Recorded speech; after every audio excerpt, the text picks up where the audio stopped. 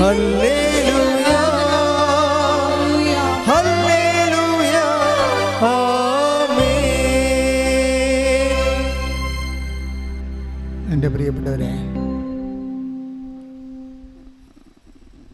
നമ്മൾ ഉടമ്പടിയുടെ വചന ധ്യാനങ്ങളാണ്. ഇതൊരു വചന പ്രഘോഷണമല്ല, മറിച്ച് വചനത്തിൻ്റെ ഒരു നമ്മളുടെ ജീവിത അനുഭവങ്ങളുടെ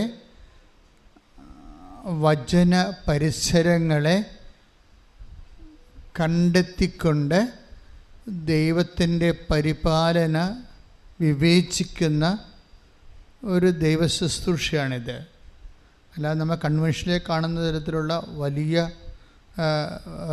ഒറേഷൻസും അതുതന്നെ പ്രൊക്ലമേഷൻസ് ഒന്നുമില്ല.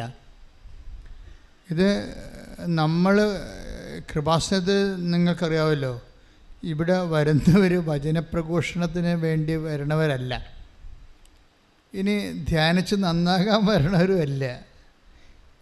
കൃപാസനത്തിൽ കിട്ടിയിരിക്കുന്ന കർത്താവ് തന്ന കാരിസം എന്ന് പറയുന്നത് ഒരു മനുഷ്യൻ്റെ ജീവിതം ഒരു കാഷ്വാലിറ്റിയെ അഭിമുഖീകരിക്കുമ്പോൾ,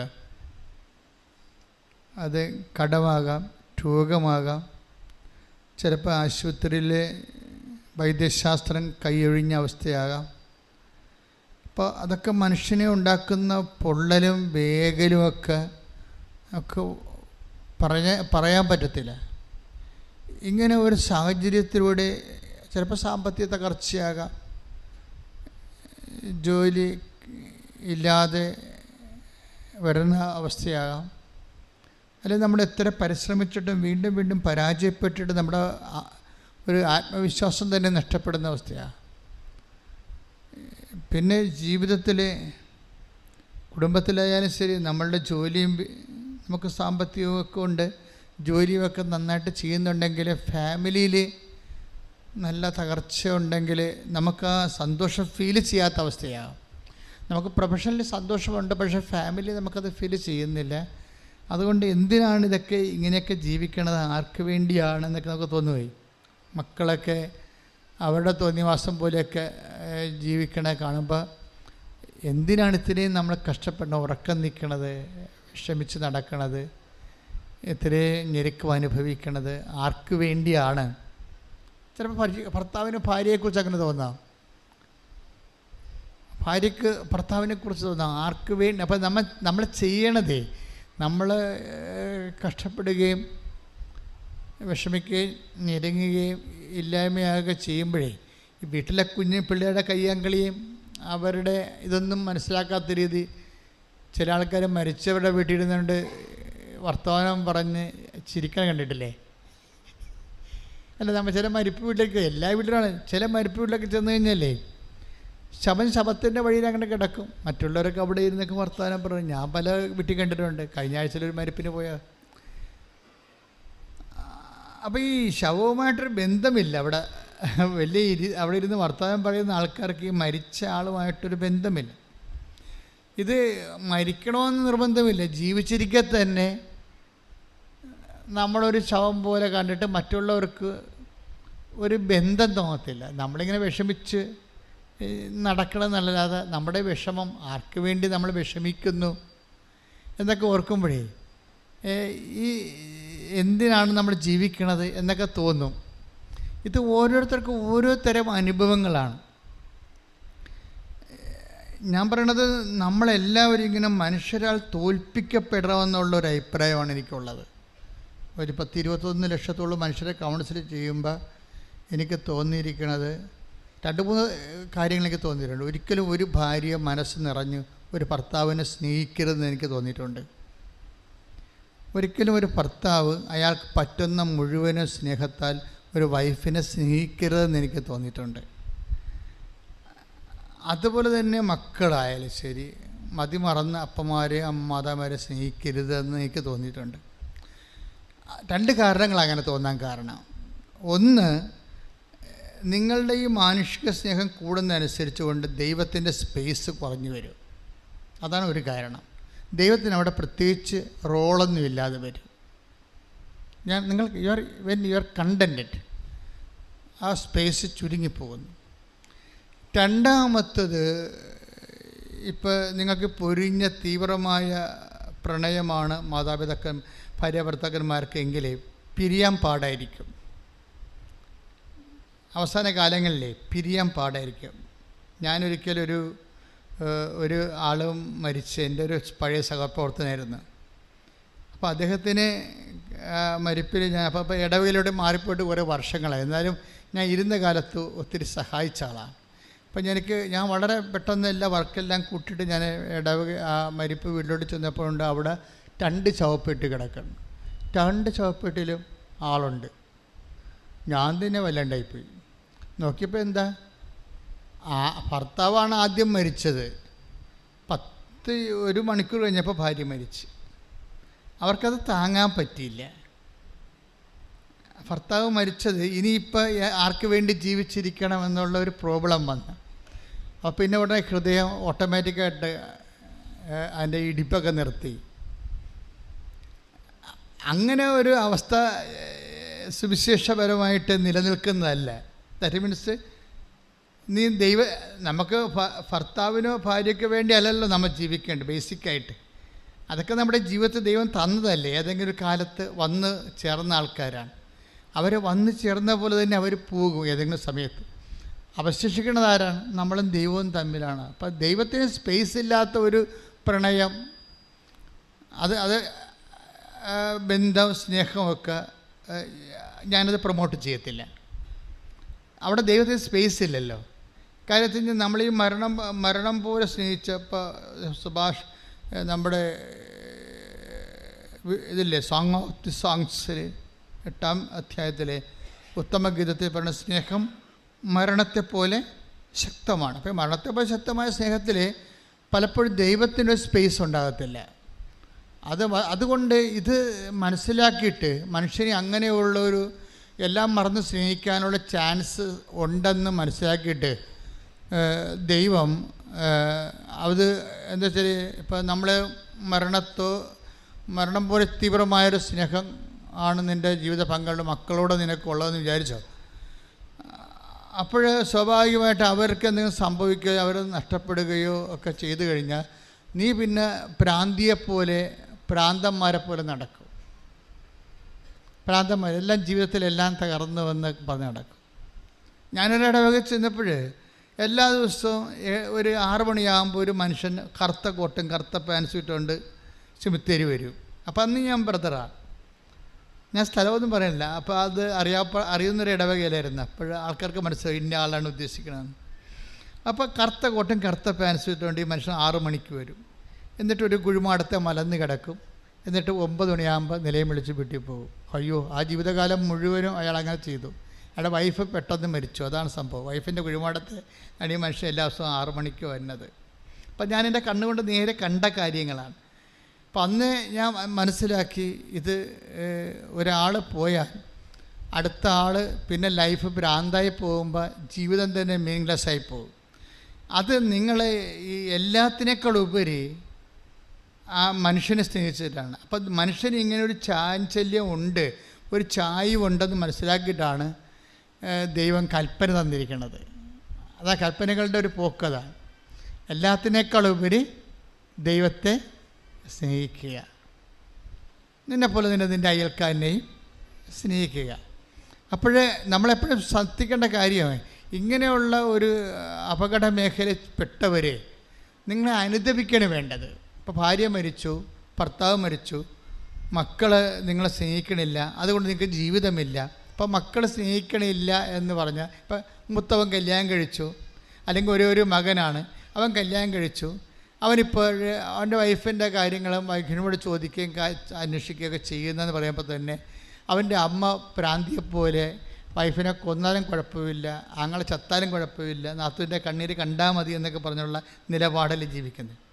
നിങ്ങളീ ഉടമ്പടി എടുത്തിട്ട് ചില ആൾക്കാർക്ക് ഏശണില്ലെന്ന് പറയാൻ കാരണം ഇതാണ്. ഇതൊരു പ്രശ്നമാണ്. കാരണം നിങ്ങളെ സുവിശേഷവിഹിതമായിട്ട് സുവിശേഷം സ്വീകരിച്ചിട്ടില്ല.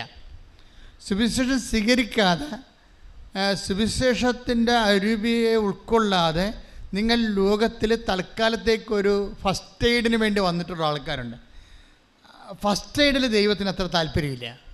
ചുമ്മാ ഡെറ്റോളൊക്കെ തേച്ച് ആ വ്രണ ഒഴുക്കി അങ്ങനെ നിങ്ങളെ പാക്കപ്പ് ചെയ്യുന്നതിൽ ദൈവത്തിന് പണ്ട് താല്പര്യമില്ല ഫസ്റ്റ് എയ്ഡിന്. അപ്പോൾ ഉടമ്പടി ഒരു ഫസ്റ്റ് എയ്ഡായിട്ട് എടുക്കരുത്.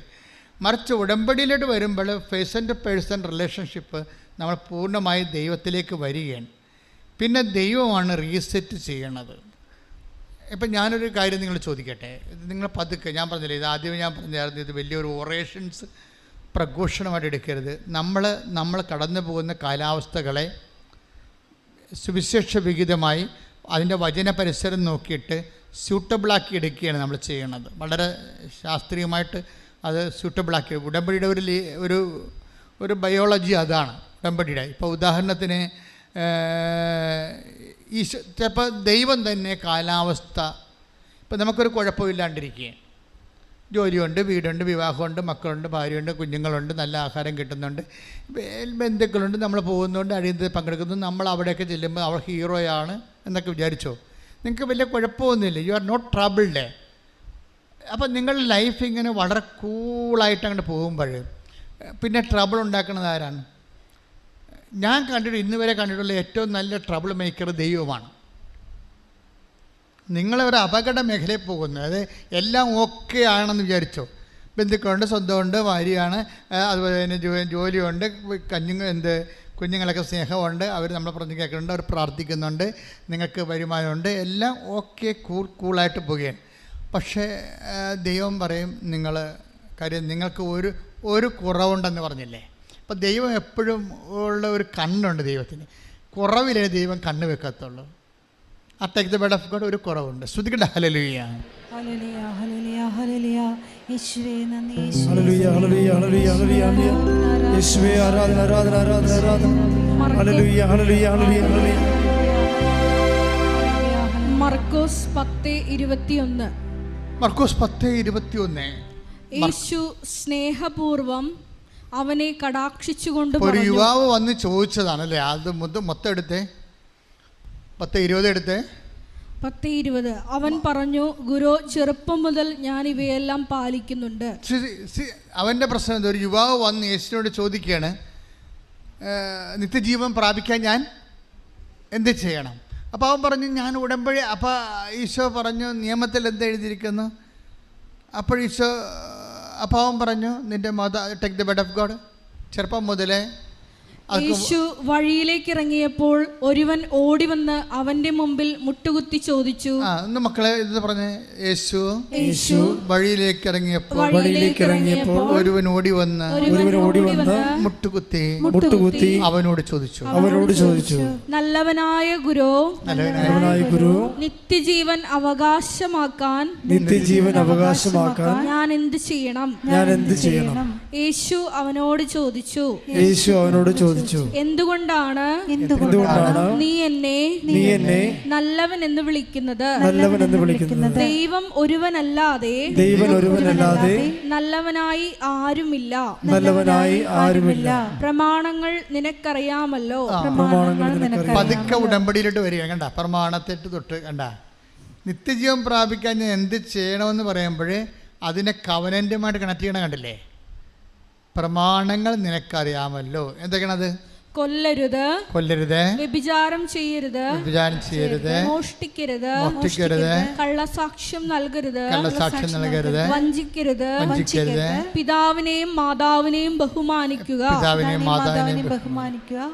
അവൻ പറഞ്ഞു, ഗുരു, ചെറുപ്പം മുതൽ ഞാൻ ഇവയെല്ലാം പാലിക്കുന്നുണ്ട്. He is leading a covenantal life. അവനൊരു ഉടമ്പടി ജീവിതമാണ്. പ്രമാണങ്ങൾ അനുസരിച്ച് ജീവിക്കുന്ന എന്താണ്? ഒരു ഉടമ്പടി, ദൈവമായിട്ട് ചെയ്ത ഉടമ്പടി ജീവിതമാണ്. അപ്പോഴവൻ പറയുന്നു, ഞാനൊരു ഉടമ്പടി ജീവിതമാണ് കാഴ്ചവെക്കുന്നത്. നമ്മളും പലരും ഉടമ്പടി എടുത്തതല്ലേ, പുതുക്കിയതല്ലേ. അപ്പം അവൻ പറഞ്ഞത് എന്താണ്? ഞാൻ ചെറുപ്പം മുതൽ ഇതൊക്കെ പാലിക്കുന്നുണ്ട്, ഞാൻ ഒരു ഉടമ്പടി ജീവിതമാണ് ജീവിക്കുന്നത്. ഓക്കെ. അപ്പോഴെന്ത് പറഞ്ഞ്? യേശു സ്നേഹപൂർവം അവനെ കടാക്ഷിച്ചുകൊണ്ട് പറഞ്ഞു. ഉടമ്പടി ജീവിതം ജീവിച്ച കർത്താവിന് നിങ്ങളോട് സ്നേഹം ഉണ്ടാവുന്ന ഉറപ്പല്ലേ?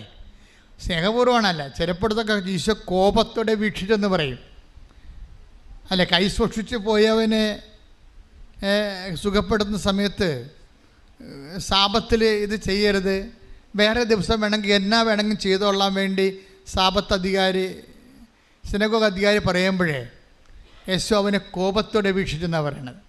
പക്ഷേ ഇവിടെ അങ്ങനെയല്ല. കവനൻ്റ് ചെയ്ത് ജീവിക്കുന്ന, ഉടമ്പടി ചെയ്ത് ജീവിക്കുന്നവനെ പുതുക്കിയവനോടും ഉടമ്പടി എടുത്തവനോടും യേശു സ്നേഹത്തോടെ, അത് നിങ്ങൾക്കും എനിക്കും ഉള്ള ഒരു മോട്ടമാണ്. എന്താണ്? ഒന്ന് വായിച്ചത്. യേശു സ്നേഹപൂർവം അവനെ കടാക്ഷിച്ചുകൊണ്ട് പറഞ്ഞു, നിനക്ക് ഒരു കുറവുണ്ട്. ഇതാണ് പ്രോബ്ലം. ഇപ്പം കവനൻ്റൽ ലൈഫ് ആണെങ്കിലും ദൈവം നോക്കണത് എന്താണ്? അടുത്ത കുറവ് എന്താണ്?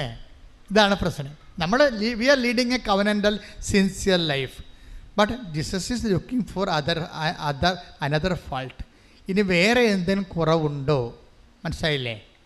ഓരോ ആൾക്കാരും ഉടമ്പടി പുതുക്കുമ്പോൾ കുറവുകൾ ഇതുപോലെ നോക്കിക്കൊണ്ടേയിരിക്കണം. ആസ് യൂഷ്വൽ നമ്മൾ ഉടമ്പടി പുതുക്കുമ്പോൾ ഞങ്ങൾ ഒരു ചാർട്ട് നിങ്ങൾക്ക് തന്നിട്ടുണ്ട്. എന്താണ് തന്നിരിക്കുന്നത്? Clap your hands and sing the law. 45-ാം സങ്കീർത്തനത്തിലെ clap, Christian life assessment paper. ഈ അസസ്മെൻ്റ് അനുസരിച്ചുകൊണ്ട് നമുക്ക് സ്വാഭാവികമായിട്ട് ഒരു നോർമൽ അസസ്മെൻറ്റ് നടക്കുന്നുണ്ട്. പലരും അതനുസരിച്ച് തന്നെയാണ് ജീവിക്കുന്നത്. പക്ഷേ ഇങ്ങനെ അസസ്മെൻറ്റ് നമ്മളുടെ 10% അസസ്മെൻറ്റ് കറക്റ്റാണെന്ന് പറഞ്ഞ് നിങ്ങൾക്ക് അറിയാമല്ലോ, ആ അസസ്മെൻറ്റിൽ തന്നെ ഒരു 65% മാർക്ക് കൂടുതൽ, 70 മാർക്ക് കൂടുതൽ ആർക്കും കിട്ടണില്ല. 70 മാർക്കിൽ കൂടുതൽ അസസ്മെൻറ്റിന് കിട്ടണില്ല. നിങ്ങൾ നോക്കിയാൽ മതി. അപ്പോൾ 70 മാർക്ക് കിട്ടുന്നവർ, ഞങ്ങളെ സംബന്ധിച്ചിടത്തോളം ഞങ്ങളുടെ സ്റ്റാൻഡേർഡ് ഓഫ് റെഫറൻസിൽ നിങ്ങൾ 90 മാർക്കുണ്ട്. പക്ഷേ we are not giving it. നിങ്ങളങ്ങനെ പെട്ടെന്ന് കയറി നിങ്ങൾക്കുറിച്ച് ആവശ്യമില്ലാത്ത കോൺഫിഡൻസ് ഉണ്ടാകാതിരിക്കാൻ വേണ്ടി മാർക്ക് പിടിച്ചാണ് ഇടണത്. പക്ഷേ അങ്ങനെ നിങ്ങൾക്ക് 90 മാർക്ക് തന്നെന്ന് വിചാരിച്ചോ? നിങ്ങളുടെ ക്രിസ്ത്യൻ അസസ്മെൻറ്റിൽ ജീവിതത്തിൽ വി ആർ സോ സാറ്റിസ്ഫൈഡ് എന്നും പറഞ്ഞുകൊണ്ട് നിങ്ങൾക്ക് 90 മാർക്ക് തന്നെന്ന് വിചാരിച്ചോ? പക്ഷേ അപ്പോഴും ജീസസിൻ്റെ മൈൻഡ് സെറ്റ് അങ്ങനെയല്ല. അടുത്ത കുറവ് എന്താണെന്ന് നോക്കൂ. നിനക്ക് ഒരു കുറവുണ്ട്. ഈശോ പറഞ്ഞു കേട്ടില്ല, നിനക്കൊരു കുറവുണ്ട്. പോയി എന്ന് പറഞ്ഞു, നിനക്കൊരു കുറവുണ്ട്. പോയി നിനക്കുള്ളതെല്ലാം വിറ്റ് ദരിദ്രർക്ക് കൊടുക്കുക. അപ്പോൾ സ്വർഗത്തിൽ നിനക്ക് നിക്ഷേപമുണ്ടാകും. പിന്നെ വന്ന് ഈ കുറവെന്ന് പറയണത് സ്വർഗത്തിലെ നിക്ഷേപം കണ്ടുകൊണ്ട് വേണം. ഒരു പരിധി കഴിഞ്ഞാൽ പിന്നീട് സ്വർഗത്തിലെ നിക്ഷേപം കണ്ടുകൊണ്ട് വേണം നമ്മൾ നമ്മുടെ മൂവ്മെൻറ്റ് ചെയ്യാൻ. സ്വർഗത്തിൽ നിനക്ക് നിക്ഷേപം ഉണ്ടാകും. അടുത്ത വായിച്ചേ. പിന്നെ വന്ന് എന്നെ അനുഗമിക്കുക. ഇത് ബേസിക്കായിട്ട് നമുക്കറിയാം. സുവിശേഷം ഈ പൂച്ചയെ പിടിച്ച് എങ്ങനെ എറിഞ്ഞാലും 4 കാലേ വന്ന് ലാൻഡാവും അല്ലേ? അതുപോലെ ഉടമ്പടിയുടെ എല്ലാത്തിനും അൾട്ടിമേറ്റ് എയിം എന്താണ്? ദൈവത്തെ അനുഗമിക്കുകയാണ്. ഇപ്പം അവൻ പറയണ പോലെ ചെയ്യുന്നതല്ലേ ഇതിൻ്റെ മെക്കാനിസം അതല്ലേ ഉള്ളൂ. നിങ്ങളൊന്ന് ചിന്തിച്ച് നോക്കിയേ. 2000 കൊല്ലമായി സഭ ഇവിടെ പുലരുന്നത്. അവൻ പറയണ പോലെ ചെയ്യാൻ വേണ്ടിയുള്ള വചനങ്ങൾ എത്രയോ കോടാനുകോടി പള്ളികളിൽ ആയിരക്കണക്കിന് കൊല്ലങ്ങൾ വായിച്ചെങ്കിലും നമ്മളോടാണ് അതിൻ്റെ അകത്ത് രഹസ്യം പറഞ്ഞത്. എന്താണ്? അവൻ പറഞ്ഞതുപോലെ ചെയ്യണത് വെള്ളം കോരി ഒഴിക്കണ ഏർപ്പാടല്ല, ക്രിസ്തു പറയണ പോലെ ജീവിക്കുന്നതാണെന്നുള്ളത് അമ്മ മാതാവിൻ്റെ മധ്യസ്ഥയിലാണ് നമുക്ക് കിട്ടി. അങ്ങനെയാണ് ഉടമ്പടി ആയിപ്പോയത്. അത് നമ്മളെല്ലാവരും ചെയ്യുന്നത് എന്താണ്? അവൻ പറഞ്ഞതുപോലെയാണ് ചെയ്യുന്നത്. കേരള സഭ ഇങ്ങനൊരു പുതിയ ഒരു മൂവ്മെൻറ്റ് വന്നപ്പോൾ എന്തുകൊണ്ടാണ് ഒരു മെത്രാമാച്ചന്മാർ പോലും ഇതിനോട് ഒരു നിരസം പോലും ഒരു പുതിയ പ്രാർത്ഥനയോട് ഒരു സംശയം പോലും കാണിക്കാൻ? എന്താണ്? സഭ തന്നെ ഇവിടെ നിലനിൽക്കുന്നതിൻ്റെ ഉദ്ദേശം എന്താണ്? അവൻ പറയണ പോലെ ജനത്തെ കൊണ്ട് ചെയ്യിക്കാനാണ്. അവിടെ അതിൻ്റെ അകത്ത് വേറെ ഒരു മിസ്റ്റേക്കും ഇല്ല സംഭവം. പിന്നെ അവനെ ചെയ്യിക്കുന്ന രീതികൾ സ്വാഭാവികമായിട്ടും വ്യത്യസ്തമാണ്. ചെയ്യിക്കുന്ന രീതികളിൽ ഉപയോഗിച്ചിരിക്കുന്ന മെത്തേഡുകൾ വ്യത്യാസമാണ്. മെത്തേഡ് പക്ഷേ ഇറ്റ് ഈസ് ബിബ്ലിക്കൽ, പക്കാ ബിബ്ലിക്കലാണ്. ഇപ്പോൾ ഉപ്പായാലും അതുപോലെ തന്നെ തിരിയായാലും, ഇപ്പം ഈവൻ ദ ഗ്രീൻ കളർ, ഇപ്പം ഐസയ എടുത്ത മോളെ, ഹെബ്രായർ 9:4 എടുത്ത് ശ്രുതികട്ടെ ഹല്ലേലൂയ ഹല്ലേലൂയ ഹല്ലേലൂയ ഹല്ലേലൂയ ഹല്ലേലൂയ യേശുവേ നന്ദി ഹല്ലേലൂയ ഹല്ലേലൂയ ഹല്ലേലൂയ ഹല്ലേലൂയ ഹല്ലേലൂയ ഹല്ലേലൂയ യേശുവേ ആരാധന ആരാധന ആരാധന. അതിൽ സ്വർണം കൊണ്ടുള്ള ധൂപപീഠവും എല്ലാ വശവും പൊന്നുപൊതിഞ്ഞ വാഗ്ദാന പേടകവും ഉണ്ടായിരുന്നു. വാഗ്ദാന പേടകത്തെക്കുറിച്ച് പറയുന്ന ഹെബ്രായർ 9:4 അതിൽ സ്വർണം കൊണ്ടുള്ള ധൂപപീഠവും സ്വർണം കൊണ്ടുള്ള ധൂപപീഠവും എല്ലാ വശവും പൊന്നു പൊതിഞ്ഞ വാഗ്ദാന പേടകവും ഉണ്ടായിരുന്നു. മന്ന വെച്ചിരുന്ന സ്വർണ്ണ കലശവും അഹറോന്റെ തളിർത്ത വടിയും. വാഗ്ദാന പേടകത്തിൽ ആദ്യത്തെ വാഗ്ദാന പേടകത്തിൽ എന്താ ഉണ്ടായിരുന്നത്?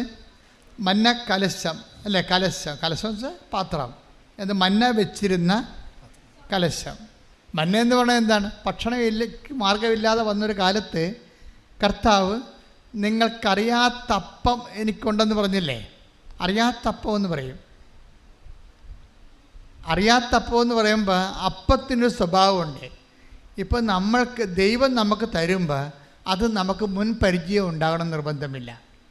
അപ്പം നീ പറയും എങ്ങനെ ജീവിക്കും? എനിക്ക് 2 കുഞ്ഞുങ്ങളുണ്ടല്ലോ, ഞാനാണൊരു ജോലിക്കാരുള്ള, എനിക്ക് തൈറോയിഡും ഷുഗറുമാണ്, എനിക്ക് വേലെടുക്കാൻ പറ്റണില്ല, പകുതി ആകുമ്പോൾ കഥക്കുന്ന, ഞാൻ ഈ പ്രൈവറ്റ് ഫേമിലി ജോലി എടുത്തിട്ട് അവിടെ അട്ടുത്തുപ്പം കൊണ്ട് കുഞ്ഞുങ്ങളെ എങ്ങനെ വളർത്തും എന്ന് ചോദിച്ചാൽ ന്യായമായ ചോദ്യമാണത്. അത് നിനക്കറിയുന്ന അപ്പമാണ്. പക്ഷേ ഉടമ്പടി അറിയാത്തപ്പം നിനക്ക് തരും. കർത്താവ് പറഞ്ഞില്ലേ അറിയാത്തപ്പം. അപ്പോൾ നിങ്ങൾ വിചാരിക്കും നിങ്ങൾ അപ്പം തന്നെ ഡൗണായി പോകും. അടുത്ത മാസം എങ്ങനെ പീഡിയ കച്ചവടം പറ്റുകടയിൽ എങ്ങനെ പൈസ കൊടുക്കണമെന്ന് നോക്കണം.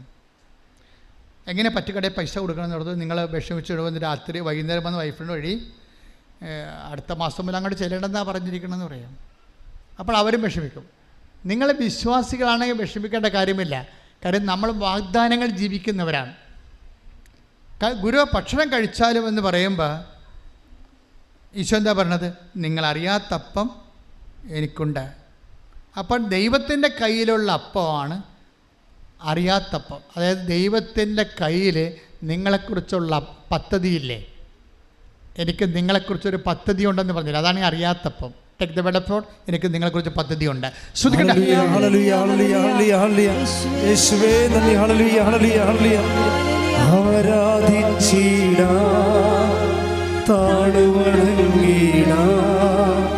ആശ്രയിച്ചിട ദിവ്യകാരുണ്യത്തെ,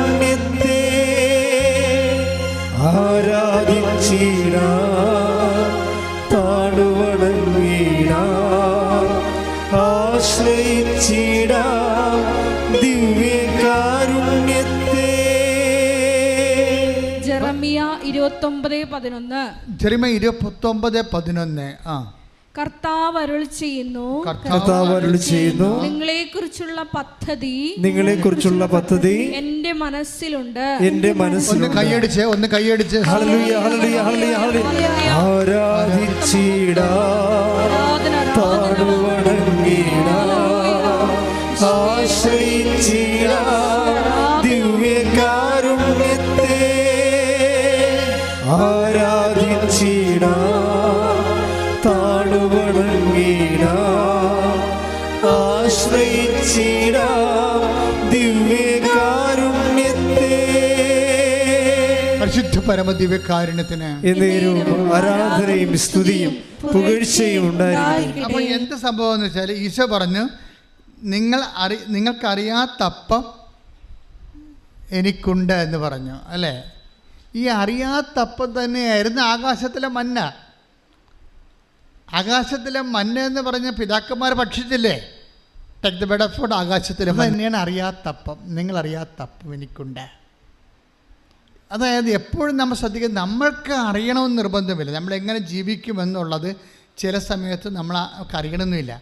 പക്ഷേ ദൈവത്തിനറിയാം. കാരണം എന്താ?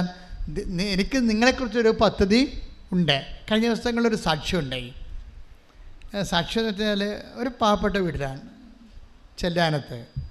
അപ്പോൾ അവൻ്റെ അമ്മ ഇവിടെ വന്ന് ഉടമ്പടി എടുത്തപ്പോൾ അവന് കപ്പൽ കാശ് കൊടുത്ത് നിൽക്കുന്ന പാർട്ടിയാണ്. ക്യാപ്റ്റൻ പരീക്ഷയ്ക്ക് എഴുതിയിട്ടേ ഈ നമ്മുടെ ഈ മർച്ചൻ്റ് ടീമിലൊക്കെ പൈസ കൊടുക്കൂല. പഠിക്കണമെങ്കിൽ 4 ലക്ഷമാണ്. പിന്നെ ഏതെങ്കിലും കപ്പലൊക്കെ ആണെങ്കിൽ 3 ലക്ഷം 2 ലക്ഷമൊക്കെ കൊടുക്കേണ്ടി വരും. അപ്പോൾ 4 ലക്ഷം വരെ കൊടുത്തിട്ട് ഇന്നുവരെ ജോലി കിട്ടാത്തവരുമുണ്ട്. കാര്യം അത് വേറെ ഒരു നമ്മൾ പറയുന്ന അത്ര ഈസി അല്ല അവിടെ കിട്ടാൻ. കാര്യം അതെല്ലാം ക്യാപ്റ്റൻസ് 6 മാസം കഴിയുമ്പോൾ ഇറങ്ങും, ചിലപ്പോൾ 1 കൊല്ലം കഴിയുമ്പോൾ ഇറങ്ങും. അവൻ്റെ ക്രൂ എല്ലാം ഇറങ്ങും. പിന്നെ പുതിയ ക്യാപ്റ്റൻ കയറുമ്പോൾ അവൻ്റെ ക്രൂ അനുസരിച്ച് എനിക്ക് 4 ലക്ഷം 3 ലക്ഷം വെച്ച് വാങ്ങിച്ചിരിക്കുന്ന ആൾക്കാരാണ് കയറുക. അപ്പോൾ ഇവൻ്റെ ജോലി പോകും. ഇത് ഭയങ്കര റിസ്ക് പിടിച്ച പരിപാടിയാണിത് പലർക്കും. കയറി രക്ഷപ്പെട്ടവൻ ചിലപ്പോൾ രക്ഷപ്പെട്ടു പോകും. അവൻ്റെ ശമ്പളം എന്നൊക്കെ പറഞ്ഞാൽ വല്ലാത്ത പെസക്ക് ശമ്പളമായത് കാരണം യൂത്തെല്ലാം അതിനകത്ത് ഇടിച്ച് നിൽക്കുകയാണ് സംഭവം. പക്ഷേ ഇത് ഈ പാവപ്പെട്ടവനെ റെക്കമെൻഡ് ചെയ്യാനോ കൊടുക്കാനോ കാശില്ല. 4 ലക്ഷം ചോദിച്ചാൽ കൊടുക്കാനില്ല. അപ്പോഴങ്ങനെ അവൻ്റെ അമ്മ ഉടമ്പടി ചെയ്തപ്പോൾ മാതാവ് പൈസ ആദ്യം മേടിക്കാത്ത ഒരു ഷിപ്പിലെ ക്യാപ്റ്റന് ലിങ്ക് കിട്ടി. പൈസ ആദ്യം അത് വളരെ കുറച്ച് പൈസ മേടിച്ചിട്ട് ഇവൻ പെട്ടെന്ന് ഷിപ്പിൽ കയറി കഴിഞ്ഞപ്പോൾ പക്ഷെ അവിടെ ചെന്നപ്പോൾ ഒരു പ്രശ്നം. എന്താണ് പ്രശ്നം? കഴിഞ്ഞ ദിവസത്തെ ഈ ആഴ്ച നടന്ന സാക്ഷ്യമാണ്. ഞാൻ അപ്പോൾ ചെയ്തിട്ടുണ്ട്, നിങ്ങൾ നോക്കിയാൽ മതി. അവിടെ ചെന്നപ്പോൾ ഈ പറഞ്ഞ പോലെ ഒരു മനുഷ്യനെ അവിടെ പരിചയമില്ല. കാശ് വാങ്ങി ഇവനെ കയറ്റിയ ആൾ കപ്പലിലില്ല. കപ്പലുള്ളത് വേറെ ആൾക്കാരാണ്, പക്ക ഹിന്ദിക്കാരാണ് മുഴുവനും. എല്ലാം ഗുജറാത്തി വാലാസാണ് മുഴുവനും. ഇവരോട് ആണെങ്കിൽ ദ്രാവിഡന്മാരെ നമ്മൾ അങ്ങോട്ട് ചെല്ലുന്തോറും നമ്മൾ മദ്രാസി എന്നേ വിളിക്കണം. പട്ടാളക്കാർക്ക് ഇത് ഭയങ്കര പ്രശ്നമാണ്. ഇവിടെ അവരെ മലയാളീസിനെ മദ്രാസി എന്നേ വിളിക്കത്തുള്ളൂ. അപ്പോൾ അവർക്ക് അങ്ങനെ ഒരു വംശീയമായിട്ടുള്ള കുറച്ച് ചുരുക്കൊക്കെ ഉള്ള ചില ആൾക്കാർ, എല്ലാവരും അല്ല. അപ്പോൾ ഇവൻ ചെന്ന് പെട്ടിരിക്കുന്ന സ്ഥലം വളരെ മോശമാണ്. ഇവനോട് അവർ വളരെ സഹകരിക്കണില്ല, ഇവന് വർക്ക് കാണിച്ചു കൊടുക്കണില്ല. എൻജിൻ റൂമിലാണ് വർക്ക് ചെയ്യേണ്ടത്. അവിടെയൊക്കെ ഇവന് യാതൊരുവിധ സപ്പോർട്ടും കിട്ടണില്ല. ഇവന് വെറുതെ നിൽക്കേണ്ടി വരികയാണ്. അപ്പോൾ ഇവൻ വിളിച്ചു പറഞ്ഞു, അമ്മ ഭയങ്കര കഷ്ടപ്പാടാണ് ഇവിടെ എന്ന് പറഞ്ഞു. അപ്പോൾ ഉടനെ അമ്മ പറഞ്ഞ്, ഞാൻ പ്രത്യക്ഷീണ പ്രാർത്ഥിച്ചെല്ലാം മോനെ എന്ന് പറയും. പ്രശ്നം ഇതാണ് വെച്ചാൽ പാവപ്പെട്ടവൻ ജീവിക്കേണ്ട ഈ പ്രത്യക്ഷീണ പ്രാർത്ഥന കൊണ്ടാണ്. അവന് വേറെ ഇല്ല. ഈ ഹിന്ദിക്കാരൻ ക്യാപ്റ്റനോട് എങ്ങനെ നമുക്ക് എങ്ങനെയാണ് ഇത് ഇടാൻ പറ്റേണ്ടത്? നമ്മൾ ഈ പ്രത്യക്ഷീണ പ്രാർത്ഥന വെച്ചാണ് ഇത്. ആ പഴയ നിന്നെ ആ കപ്പലിൽ കയറ്റിയ ആളെ വിളിക്കാൻ പറയും. ഉടനെ ഇവൻ ഈ കപ്പലിൽ കയറ്റിയ ആൾ പുറത്ത് നിൽക്കണില്ല. അയാളെ വിളിച്ച ഉടനെ, സാറേ ഇവിടെ എനിക്കൊന്നും ചെയ്യിക്കണില്ല, എല്ലാം ഹിന്ദിക്കാരാണ്. എന്നെ എൻജിൻ റൂമിൽ പോലും എനിക്ക് വർക്കിന് സഹകരണം കിട്ടണില്ല. എന്നെ അവർക്ക് അല്പം തെറ്റുമ്പോൾ അവരെൻ്റെ കഴുത്തേക്ക് കയറിയിട്ട് ഹിന്ദിയിൽ തെറി വിളിക്കണം. എനിക്കിവിടെ നിൽക്കക്കള്ളിയില്ല, ഞാൻ എന്ത് ചെയ്യും എന്ന് ചോദിക്കും. ഉടനെ ഈ ആദ്യം കയറ്റിയ ആൾ അവനോട് പറയും, 300 കിലോമീറ്റർ അകലെ, ഗുജറാത്തിൽ നിന്ന് 300 കിലോമീറ്റർ അകലെ വേറെ ഒരു കപ്പൽ വന്നിട്ടുണ്ട്. ഇവന് 300 കിലോമീറ്റർ അവിടെ നമ്മൾ ഇവിടെ കൂടി കേരളത്തിൽ പോണ പോലെ പോകാൻ പറ്റുമോ? ഒറ്റയ്ക്കേ ഉള്ളൂ പാവപ്പെട്ടവൻ. അപ്പോഴും അമ്മയോട് പറയും, അമ്മയെ 300 കിലോമീറ്റർ അകലൊരു കപ്പൽ വന്നിട്ടുണ്ടെന്ന് പറയണം. ഞാനെങ്ങനെ പോകും? ഞാൻ ഒറ്റയ്ക്ക്, എനിക്ക് സ്ഥലവും അറിയാൻ പാടില്ല, ഭാഷ്യം അറിയാൻ പാടില്ലെന്ന് പറയുമ്പോൾ അമ്മ പറയും, നിൻ്റെ കയ്യിൽ കാശ് രൂപയല്ലേ, സഞ്ചാരി മാതാവ്, അമ്മ കൂടെ വരുമെന്ന് പറയും. അപ്പോൾ ഇവന് ഉറപ്പാവും. കാര്യം എന്താണ്? ഇത് അഷ്വറൻസിലുള്ളതാ, കൂടെ വരുമെന്ന്. ഉടമ്പടിയിലുള്ളതല്ലേ. I will come with you wherever you go. ഏത് 300 കിലോമീറ്റർ അല്ലെങ്കിൽ കപ്പലിലായാലും ചന്തലിലായാലും നമുക്ക് തന്നെ അഷ്വറൻസ് എന്താണ്?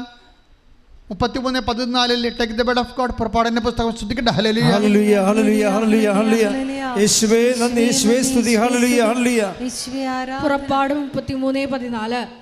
കർത്താവ് പറഞ്ഞു, ഞാൻ തന്നെ നിന്നോട് കൂടെ വരികയും നിനക്ക് ആശ്വാസം നൽകുകയും ചെയ്യും. പറഞ്ഞ കർത്താവ് എന്നോട് പറഞ്ഞു, ഞാൻ തന്നെ നിന്റെ കൂടെ വരികയും നിനക്ക് ആശ്വാസം നൽകുകയും ചെയ്യും. Praise the Lord. Praise the Lord. Hallelujah. Hallelujah. കൈയടിച്ച് കർത്താവിനെ തുറമുഖത്തേക്ക് പോകും. അവിടെ തുറമുഖം ചെല്ലുമ്പോൾ ഈ ആള് വിളിച്ച് സെറ്റ് ചെയ്തിട്ട് ഈ 300 കിലോമീറ്റർ അകലെ കിടക്കുന്ന കപ്പലിൻ്റെ അടുത്ത് ചെല്ലുമ്പോൾ അവിടുത്തെ ആൾ ഇറങ്ങി വന്ന് ഇവനെ കൂട്ടിക്കൊണ്ട് കപ്പലിലോട്ട് പോകും. കപ്പലിലോട്ട് പോകുമ്പോഴുണ്ട് അവിടെ എല്ലാവരും ഹിന്ദിക്കാരാണ്, 3 മലയാളികളേ ഉള്ളൂ. പക്ഷേ എല്ലാവർക്കും ഇവനോട് ഭയങ്കര സ്നേഹം. കാലാവസ്ഥ പെട്ടെന്ന് മാറ്റും ദൈവം.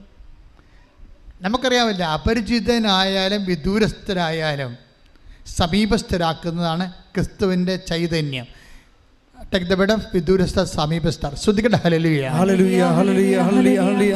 യേശുവേ നന്ദി, യേശുവേ സ്തുതി. ഹല്ലേലൂയ ഹല്ലേലൂയ ഹല്ലേലൂയ ഹല്ലേലൂയ hallelujah.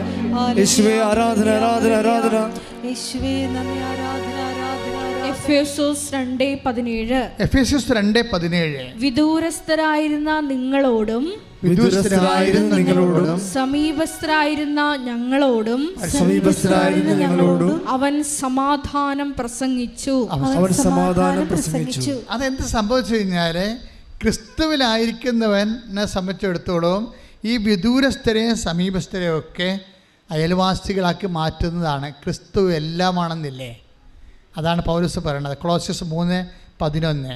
Take the bread of God. ശ്രദ്ധിക്കട്ടെ. ഹല്ലേലൂയ ഹല്ലേലൂയ ഹല്ലേലൂയ ഹല്ലേലൂയ. ഹല്ലേലൂയ ഹല്ലേലൂയ ഹല്ലേലൂയ ഹല്ലേലൂയ ഹല്ലേലൂയ. വിശ്വാസിയെ പതറാതെ, വിശ്വാസിയെ പതറാതെ, വിശ്വാസിയെ പതറാതെ, വിശ്വാസിയെ പതറാതെ, വിശ്വാസത്തിനാൽ നീതിമാൻ ജീവിക്കും.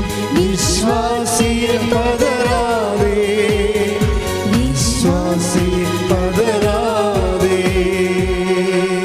കൊളോസ്യൻസ് 3:11. കൊളോസ്യസ് 3:11. ഇവിടെ ഗ്രീക്കുകാരനെന്നോ ഇവിടെ ഗ്രീക്കുകാരനെന്നോ യഹൂദനെന്നോ യഹൂദനെന്നോ പരിച്ഛേദിതനെന്നോ പരിച്ഛേദിതനെന്നോ അപരിച്ഛേദിതനെന്നോ അപരിച്ഛേദിതനെന്നോ അപരിഷ്കൃതനെന്നോ അപരിഷ്കൃതനെന്നോ സിഥിയനെന്നോ അടിമയെന്നോ സ്വതന്ത്രനെന്നോ വ്യത്യാസമില്ല.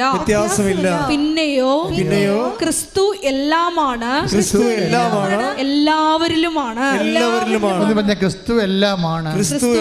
എല്ലാവരിലും ക്രിസ്തു വന്നു കഴിയുമ്പോൾ എന്നാ സംഭവിക്കും? നമ്മൾ ക്രിസ്തുവിനെ ചിലപ്പോൾ ഒരാളായിരിക്കും വിളിക്കണത്, ഒരാളായിരിക്കും. അപ്പോൾ എന്താ കാര്യം? നമുക്കൊരു ആവശ്യം വന്നു, നിങ്ങൾക്ക് ആവശ്യപ്പെട്ട സമയത്ത് ആവശ്യപ്പെട്ട വിഷയത്തിൻ്റെ മേലെ ക്രിസ്തുവിന് ഇടപെടാൻ കഴിയുന്നതാണ്, ആവശ്യമുള്ളതുപോലെ ഇടപെടാൻ കഴിയുന്നതാണ് ക്രിസ്തു എല്ലാമാണെന്ന് പറയാൻ കാരണം. ഭയങ്കര വാക്കാണ് ക്രിസ്തു എല്ലാം. കൊളോസ്യസ് 3:11. നിങ്ങൾക്ക് ആവശ്യമുള്ളത്, ഓരോരുത്തർക്കും ഓരോ ആവശ്യമല്ലേ, ഓരോരുത്തർക്കും ഓരോ സാഹചര്യവും ആവശ്യപ്പെട്ടത് ആവശ്യപ്പെട്ട സമയത്ത് ആവശ്യമുള്ളതുപോലെ സംലഭ്യമാക്കാൻ കഴിയുന്നതാണ് ക്രിസ്തുവിൻ്റെ ചൈതന്യം. അതെല്ലാവരുമാണ്, എല്ലാമാണ്, എല്ലാവരിലുമാണ്. എന്തൊക്കെയാണ്? അതുകൊണ്ട് അങ്ങനെ ഒരു വിഭാവനയാണ് നമ്മുടെ ജീവിതത്തെക്കുറിച്ച് ക്രിസ്തുവിനെ മുൻനിർത്തിക്കൊണ്ട് ദൈവപിതാവ് ചിന്തിച്ചത്. കൈയടിച്ച് കർത്താവിനെ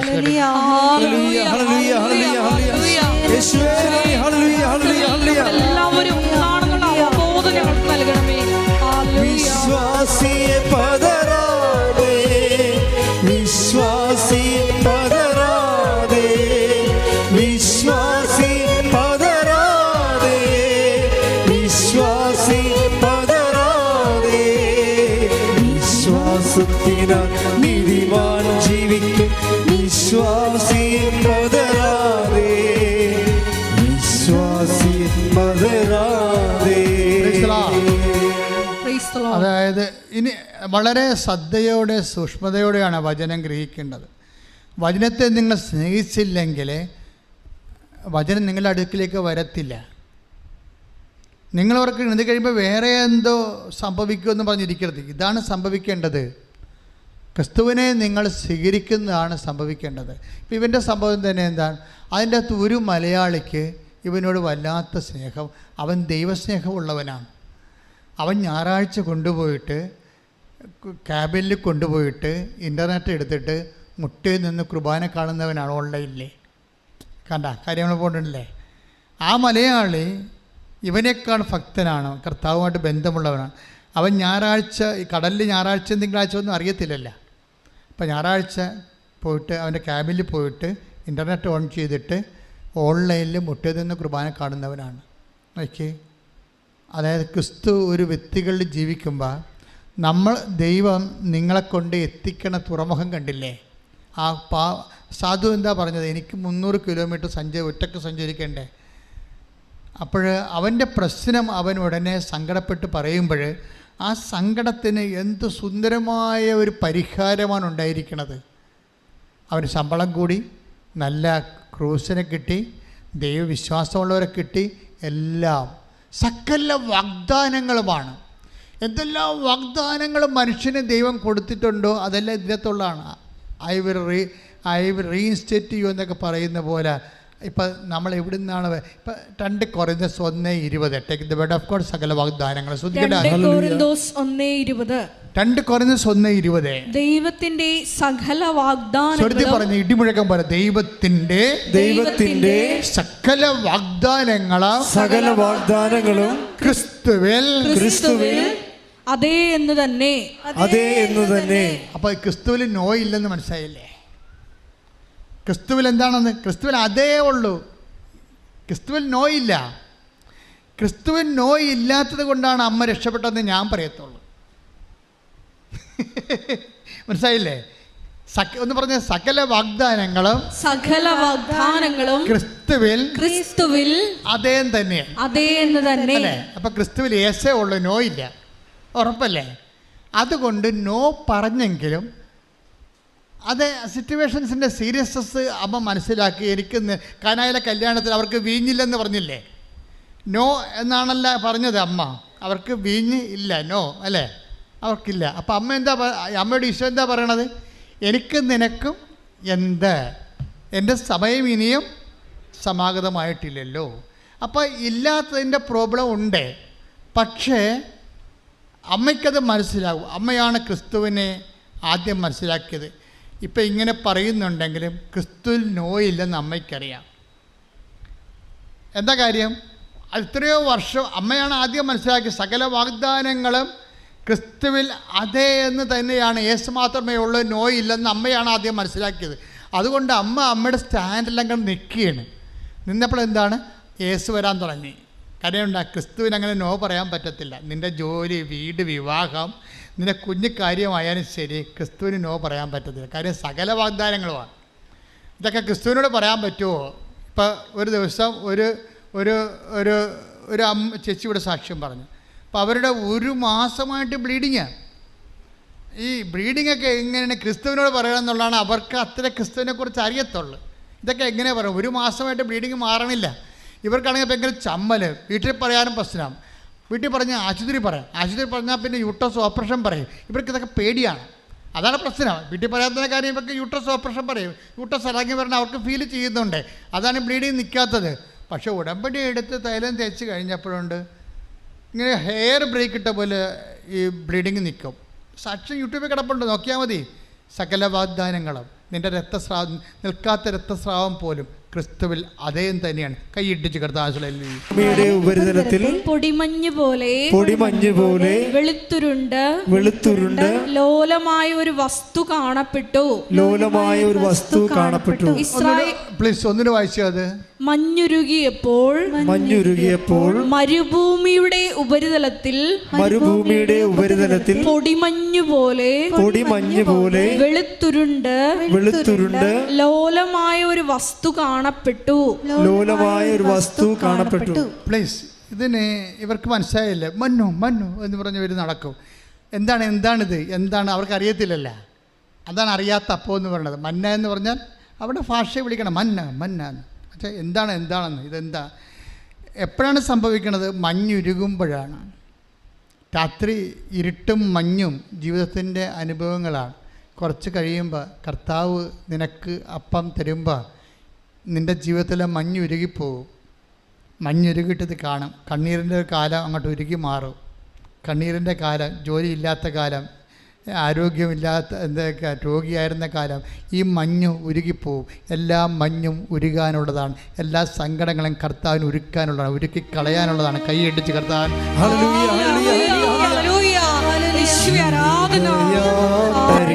ഓരോ വിഷമതകൾ വരുമ്പോഴും നീ പറയണം, ഞാൻ ഉടമ്പടി എടുത്തതാണ്. ഈ മഞ്ഞ് ഉരുകി മാറും. അപ്പോൾ കർത്താവ് എനിക്ക് വേണ്ടി വെച്ചിരിക്കുന്ന മന്ന, എൻ്റെ ആഹാരം ഞാൻ കണ്ടെത്തും. ഒന്ന് പറഞ്ഞേ, ഈ മഞ്ഞുരുകി മാറും. ഈ കർത്താവ് എനിക്ക് വേണ്ടി ഒരുക്കിയിരിക്കുന്ന അപ്പം ഞാൻ കണ്ടെത്തും. ശ്രുതിക്കട്ടെ ഹല്ലേലൂയ.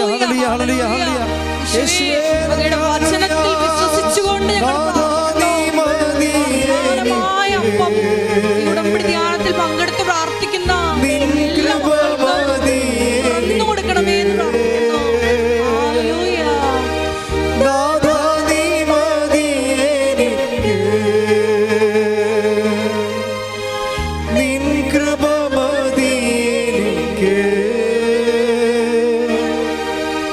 ഈ വരുയാത്രയതിൽ തിരുകൃപ മതി എനിക്ക്. അപ്പോൾ ഉടമ്പടി എടുത്തിട്ടുള്ള എല്ലാവർക്കും ഒരു മഞ്ഞുരുക്കത്തിന് വേണ്ടി കാത്തിരിക്കാം. തീർച്ചയല്ലേ? ഇന്നലെ ഒരു അക്രൈസ്തവ സഹോദരി ഒരു സാക്ഷ്യം പറഞ്ഞു. അവളുടെ കുഞ്ഞിന് പനിയാണ്. പക്ഷേ എന്താ പ്രോബ്ലം വെച്ച് കഴിഞ്ഞാൽ പനി 100, 102, 103 കിടക്കുകയാണ്. പക്ഷെ കൊച്ച് വേർക്കണില്ല, പനിയുണ്ട്. പാരസെറ്റമോളും അതുപോലെ തന്നെ അവർ നേഴ്സായതുകൊണ്ട് മെഡിക്കലായിട്ടാണ് സംസാരിക്കുന്നത്. അപ്പോൾ പാരസെറ്റമോളും അതുപോലെ തന്നെ ബ്രൂഫന എന്തൊക്കെ അവർ ഡോക്ടർ പറയണത് ഇത് ഓവർ ഡോസായെന്ന് തോന്നണമെന്ന് പറഞ്ഞു. കാര്യം പനി മാറുന്നില്ലല്ലോ, 17 ദിവസമായില്ലേ.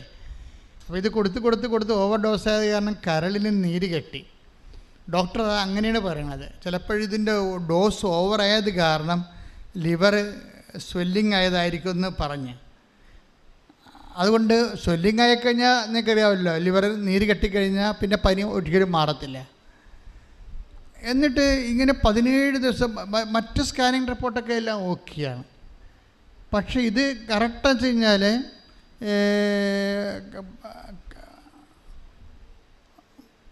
പ്രോട്ടീൻ ദഹിക്കാത്ത വിഷയങ്ങളുണ്ട് ഇതിനകത്ത്. പ്രോട്ടീൻ ദഹിക്കാത്ത അങ്ങനെ കുറേ പ്രശ്നങ്ങൾ അവർ പറയുന്നുണ്ടായിരുന്നു. അതിൻ്റെ എൻസൈം, അതിൻ്റെ ഇല്ലായ്മ, അത് കാരണം എൻസൈം ഇല്ലാത്തത് കൊണ്ട് അവർക്ക് എക്സ്ട്രാ എൻസൈം കൊടുക്കുന്നത്, ഇങ്ങനെ കുറേ സാക്ഷ്യങ്ങളൊക്കെ ഇന്നലെ നല്ലൊരു ദിവസമായിരുന്നു. ഇന്നലെ മെനയെന്ന് സാക്ഷ്യത്തിൻ്റെ. പക്ഷേ ഈ 17 ദിവസം പനി മാറാത്ത കുഞ്ഞിനെ സംബന്ധിച്ചിടത്തോളം അവന് ഉടമ്പടി എടുത്ത്, ആദ്യം അവർ ഓൺലൈൻ ഉടമ്പടിക്ക് എടുത്തത്. ഓൺലൈൻ ഉടമ്പടി എന്ന് വെച്ച് കഴിഞ്ഞാൽ അന്തർദേശീയമായിട്ട് ആൾക്കാർക്ക് ഇവിടെ വന്ന് ഹൈ എമർജൻസി വന്ന് ഇവിടെ എത്താൻ പറ്റിയില്ലെങ്കിൽ ചെയ്യാൻ പറ്റുന്ന കാര്യങ്ങളാണ്. അമ്മ അത് ഹോണർ ചെയ്യുന്നുണ്ട് ശരിക്കും. പക്ഷേ ഇവർക്ക് ഇവിടെ എത്താൻ പറ്റുന്ന സമയത്ത് വന്ന് ഉടമ്പടി എടുത്തോളാമെന്ന് അമ്മയോട് പറഞ്ഞ് ഇവർ കൂട്ടുകാരത്തിൻ്റെ ഉടമ്പടി തൈലം വാങ്ങിച്ച് ആ കൂട്ടുകാരത്തിൽ കൊണ്ട് കൊടുത്തിട്ട് അത് കുഞ്ഞിനെ പെരട്ടും. കുഞ്ഞിനെ പെരട്ടി കഴിയുമ്പോൾ 17 ദിവസമായിട്ട് കുഞ്ഞ് പനിച്ച് കിടക്കുകയാണ്, വേർത്തിട്ടില്ല. ഇത് പെരുട്ടി 1/2 മണിക്കൂർ കഴിഞ്ഞപ്പോൾ തന്നെ കാര്യം സത്യം പറഞ്ഞാൽ കുഞ്ഞിൻ്റെ കൂടെ കിടന്ന് ഉറങ്ങിപ്പോയെങ്കിൽ 1 മണിക്കൂർ കഴിഞ്ഞപ്പോൾ അമ്മയ്ക്കൊരു ഉണർച്ച വന്ന്. ഉണർച്ച വെച്ചാൽ ഇങ്ങനെ ഈ പനിയോട് അമ്മയ്ക്ക് മാനസികമായിട്ട് ഐക്യപ്പെട്ടെന്ന് തോന്നണം. ഇത് മാറത്തില്ല എന്നുള്ള ഒരു മാനസികാവസ്ഥയെ. കാര്യം എപ്പോഴും കൈവച്ച് നോക്കണമല്ല. അപ്പോൾ ഒരിക്കലും 17 ദിവസമായിട്ട് ഇങ്ങനെ കൈവച്ച് നോക്കിയിട്ട് ഇന്ന് വരെ പനി മാറിയിട്ടില്ല, എപ്പോഴും ചൂടാണ്. അപ്പം അതുകൊണ്ട് ആ ഒരു സംഭവം തന്നെ അമ്മ ഈ കൈവച്ച് നോക്കണ ഏർപ്പാട് നിർത്തി.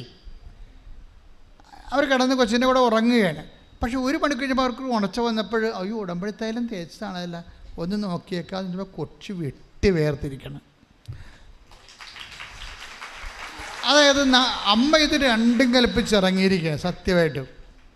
ഇത് കൃപാസന അമ്മ മാതാവിൻ്റെ പ്രത്യക്ഷീകരണത്തിൻ്റെ സാക്ഷ്യങ്ങളാണ് നമുക്ക് കേട്ടുകൊണ്ടിരിക്കുന്നത്. അമ്മയുടെ പ്രത്യക്ഷീകരണം സഭ ഏറ്റെടുക്കുന്നവരെ സാക്ഷ്യത്തിന് ഒരു പഞ്ഞുമില്ല, അത് എടുക്കണവരെ ഈ സമം പോകും. അതെന്താ അങ്ങനെ പറയാൻ കാരണം എന്താ പറയുക? കഴിഞ്ഞ ദിവസം ഒരു കോളേജ് പ്രൊഫസർ, മെനിയെന്നൊരു കോളേജ് പ്രൊഫസർ, ചെറുപ്പക്കാരനാണ്, ചുള്ളൻ, ഇവിടെ വന്ന് ഒരു സാക്ഷ്യം പറഞ്ഞു. എനിക്ക് ഭയങ്കര ഇഷ്ടപ്പെട്ടായിരുന്നു സാക്ഷ്യം എന്ന് വെച്ചാൽ അങ്ങേര് അമ്മയോട് പറഞ്ഞു, അമ്മേ കല്യാണം കഴിച്ചിട്ടില്ല, പണിയില്ലേ. നോക്കി ഉള്ളതുപോലെ പറയണം. ദൈവത്തോടൊക്കെ പറയണം. അങ്ങനെയാണ് നമ്മുടെ സ്വന്തം പോലെ പറയണം. അതൊരു ദൈവസ്നേഹമാണ്, അതൊരു വിശ്വാസമാണ്. അല്ലാതെ നമ്മൾ ദൈവത്തോട് പറയുന്നത് സാങ്കേതികമായിട്ടൊന്നും പറയാം. അമ്മേ കല്യാണം കഴിച്ചിട്ടില്ല, പെണ്ണ് കിട്ടത്തില്ല ജോലിയില്ലെങ്കിൽ, അതാണ് പ്രശ്നം. ഉള്ളതുപോലെ. അപ്പോൾ ഉടനെ അവൻ ഉടമ്പടി എടുത്ത് ഇവിടെ നിൽക്കുന്ന സമയത്ത് തന്നെ അവൻ്റെ മൊബൈലിൽ അമ്മ ഒരു ലിങ്ക് ഇട്ട് കൊടുത്തു. കോളേജിലേക്ക് ഇൻ്റർവ്യൂ വിളിച്ചിരിക്കുകയാണ്. ഉടനെ ഇവിടെ തന്നെ നേരെ കോളേജ് ഇൻ്റർവ്യൂവിന് പോയി. ആ കളമശ്ശേരി സെൻറ്റ് പോൾസിൽ ചെന്നപ്പോൾ അവനെടുത്ത് അവിടെ പ്രൊഫസറുടെ എടുത്ത് ബിബോക്കിൽ പ്രൊഫസറായിട്ട് എടുത്ത്. അതൊരു പുതിയ കോഴ്സാണ്. അപ്പോൾ മാനേജർ പറഞ്ഞ് 8,000 രൂപയെ കിട്ടത്തുള്ളൂ കേട്ടോ, ഇതൊരു പുതിയ കോഴ്സാണ്, ഇത് സ്വയാശ്രയം മോഡലിൽ ചെയ്യുന്നതാണ്, കുട്ടികളിൽ നിന്ന് പിരിച്ചു വേണ്ടി നിങ്ങൾക്ക് കാശ് തരാമെന്ന് പറഞ്ഞു. അപ്പോൾ ആ ജോലിക്ക് കയറി. ഏതായാലും ജോലി കിട്ടിയേ കയറണമല്ല, അത് മര്യാദയല്ലേ, ദൈവം തന്നതല്ലേ, ഇവിടെ വെച്ച് അമ്മയുടെ മണ്ണി വെച്ച് വന്ന വിളിയല്ലേ, അപ്പം അമ്മ കൊടുത്തായിരിക്കുമല്ല. അപ്പോൾ അതിൻ്റെ അകത്ത് 8,000 രൂപയ്ക്ക് അവന് പ്രശ്നമില്ല. എന്നിട്ട് അമ്മയുടെ പുറത്തിറങ്ങിയ പറഞ്ഞ് ഞാൻ അമ്മ ഒരു കൊല്ലേ നിൽക്കത്തുള്ളൂ കേട്ടാ. അതാണ് ഞാൻ ഒരു കൊല്ലം, എനിക്ക് ഒരു കൊല്ലം 8,000 രൂപ അമ്മ തന്ന ജോലി ആയതുകൊണ്ട് കയറണം, എനിക്കൊരു 40 രൂപയെങ്കിലും തരണം, അല്ലെങ്കിൽ എനിക്ക് ജോലി മുന്നോട്ട് കൊണ്ടുപോകാൻ പറ്റുകയില്ല. ഒരു 2 ആഴ്ച കഴിഞ്ഞപ്പോൾ മാനേജർ വിളിച്ച് ഈ ബിബോക്കുകാരെല്ലാവരെയും വിളിച്ച് പറഞ്ഞ് ഒരു എമൗണ്ട്, ഒരു ബൾക്ക് എമൗണ്ട് കേന്ദ്രത്തിൽ നിന്ന് കേന്ദ്ര ഗവൺമെൻറ് നമുക്ക് തന്നിട്ടുണ്ട്, അതുകൊണ്ട് നിങ്ങളുടെ ശമ്പളം കൂട്ടുകയാണ് 43,000 രൂപയെന്ന്. ഹല്ലേലൂയ ഹല്ലേലൂയ ഹല്ലേലൂയ. യേശുവേ നന്ദി. എന്നെ നമ്മൾ എവിടെ ജീവിക്കണമെന്ന് പോലും അറിയാൻ പറ്റില്ല. അതായത് ഒരു വ്യക്തിയുടെ സ്വകാര്യ വിഷയങ്ങൾ അതിൻ്റെ മുഴുവൻ വെയിറ്റ് ഇങ്ങനെ തൂക്കിയെടുത്തിട്ട് ആനുപാതികമായിട്ടാണ് ഹെൽപ്പ് ചെയ്യണത്. ആ പ്രൊഫസർ അമ്മയുമായിട്ട് വളരെ കമ്പനിയാണ്, ഭയങ്കര അടുപ്പമാണ്. അപ്പോൾ രാത്രി കിടന്നപ്പോൾ ഒരു സ്വപ്നം കണ്ട്. സ്വപ്നം ഇതാണ്: കൃപാസന മാതാവിൻ്റെ യഥാർത്ഥ കൃപാസന, ഇത് വിമലഹൃദയമാണ്. സഭ കൃപാസന മാതാവ് എന്ന് പറയുന്നത് ക്ലോക്കാണ്. ഇവിടെ പ്രത്യക്ഷപ്പെട്ടത് സമയഘടികാരം നെഞ്ചിൽ ചാർത്തിയ ക്ലോക്ക്. അത് സഭ അംഗീകരിക്കാനാണ് ഈ പ്രത്യക്ഷീകരണ പ്രാർത്ഥന നമ്മൾ ചൊല്ലണത്. അംഗീകരിക്കണ വരെ നമ്മൾ ചെല്ലുകയും അതുവരെ അമ്മ അടയാളം കാണിച്ചുകൊണ്ടേയിരിക്കും. അപ്പോൾ അതാണ്. അപ്പോൾ ഈ പ്രൊഫസർ കിടന്നുറങ്ങിയപ്പോൾ വത്തിക്കാൻ്റെ പ്രധാന അൾത്താരയിൽ മുകളിൽ സമയഘടികാരം നെഞ്ചിൽ ചാർത്തിയ കൃപാസന മാതാവ്, താഴെ മാർപ്പാപ്പ നിന്ന് കുർബാന അർപ്പിക്കുന്നത്. ഇത് ഒരു രാത്രിയിൽ ആ മനുഷ്യൻ കണ്ടൊരു സ്വപ്നമാണിത്. നമ്മൾ സ്വപ്നം കാണത്തില്ലേ? ഇപ്പോൾ കഴിഞ്ഞ ദിവസം ഒരു സ്വപ്നം, ഭർത്താവും ഭാര്യയും ഒരേ സ്വപ്നം കണ്ടിരിക്കണം. അതെങ്ങനെയാണ് സാധിക്കണത്? ഭർത്താവും കിടന്നുറങ്ങണം, ഭാര്യയും കിടന്നുറങ്ങണം, ഇവർ രണ്ടുപേരും ഒരേ സ്വപ്നം കണ്ടിരിക്കണം. അപ്പോൾ ഇതിങ്ങനെ പാരലായിട്ട് ഇൻ്റർനെറ്റ് കണക്ഷൻ പിടിച്ചിരിക്കുകയാണ് ഇപ്പോൾ സ്വപ്നത്തിന്. നമുക്കിതൊന്നും വിശദീകരിക്കാൻ പറ്റണില്ല. ആ സാക്ഷ്യങ്ങളൊന്നും കേട്ടേ, ഭർത്താവും ഭാര്യയും ഒരേ ദിവസം ഒരേ രാത്രി ഒരേ സമയം ഒരേ സ്വപ്നം കണ്ടിരിക്കണം. ഇതെന്ന് കഴിഞ്ഞാൽ നമ്മുടെ കയ്യിൽ നിന്ന് അങ്ങോട്ട് വിട്ടുപോവുകയാണ്.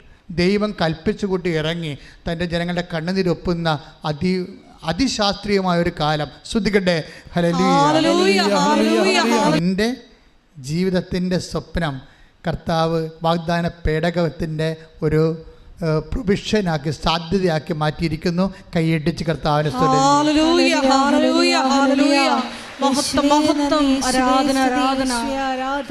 ഇനി രണ്ടാമത് സംഭവം ഉടമ്പടി പ്രകാരം വാഗ്ദാന പേടകത്തിലുണ്ട്.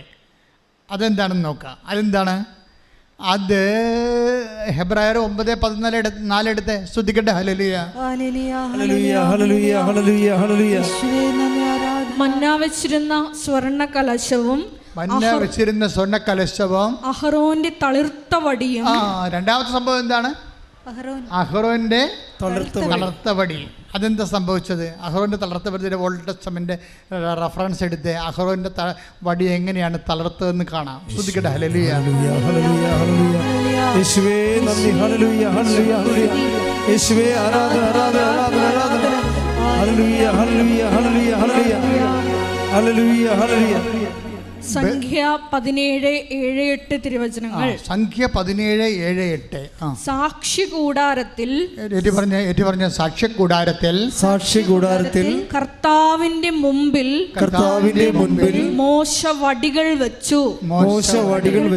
പിറ്റേ ദിവസം മോശ സാക്ഷ്യ കൂടാരത്തിലേക്ക് ചെന്നു. ലേവി കുടുംബത്തിനു വേണ്ടിയുള്ള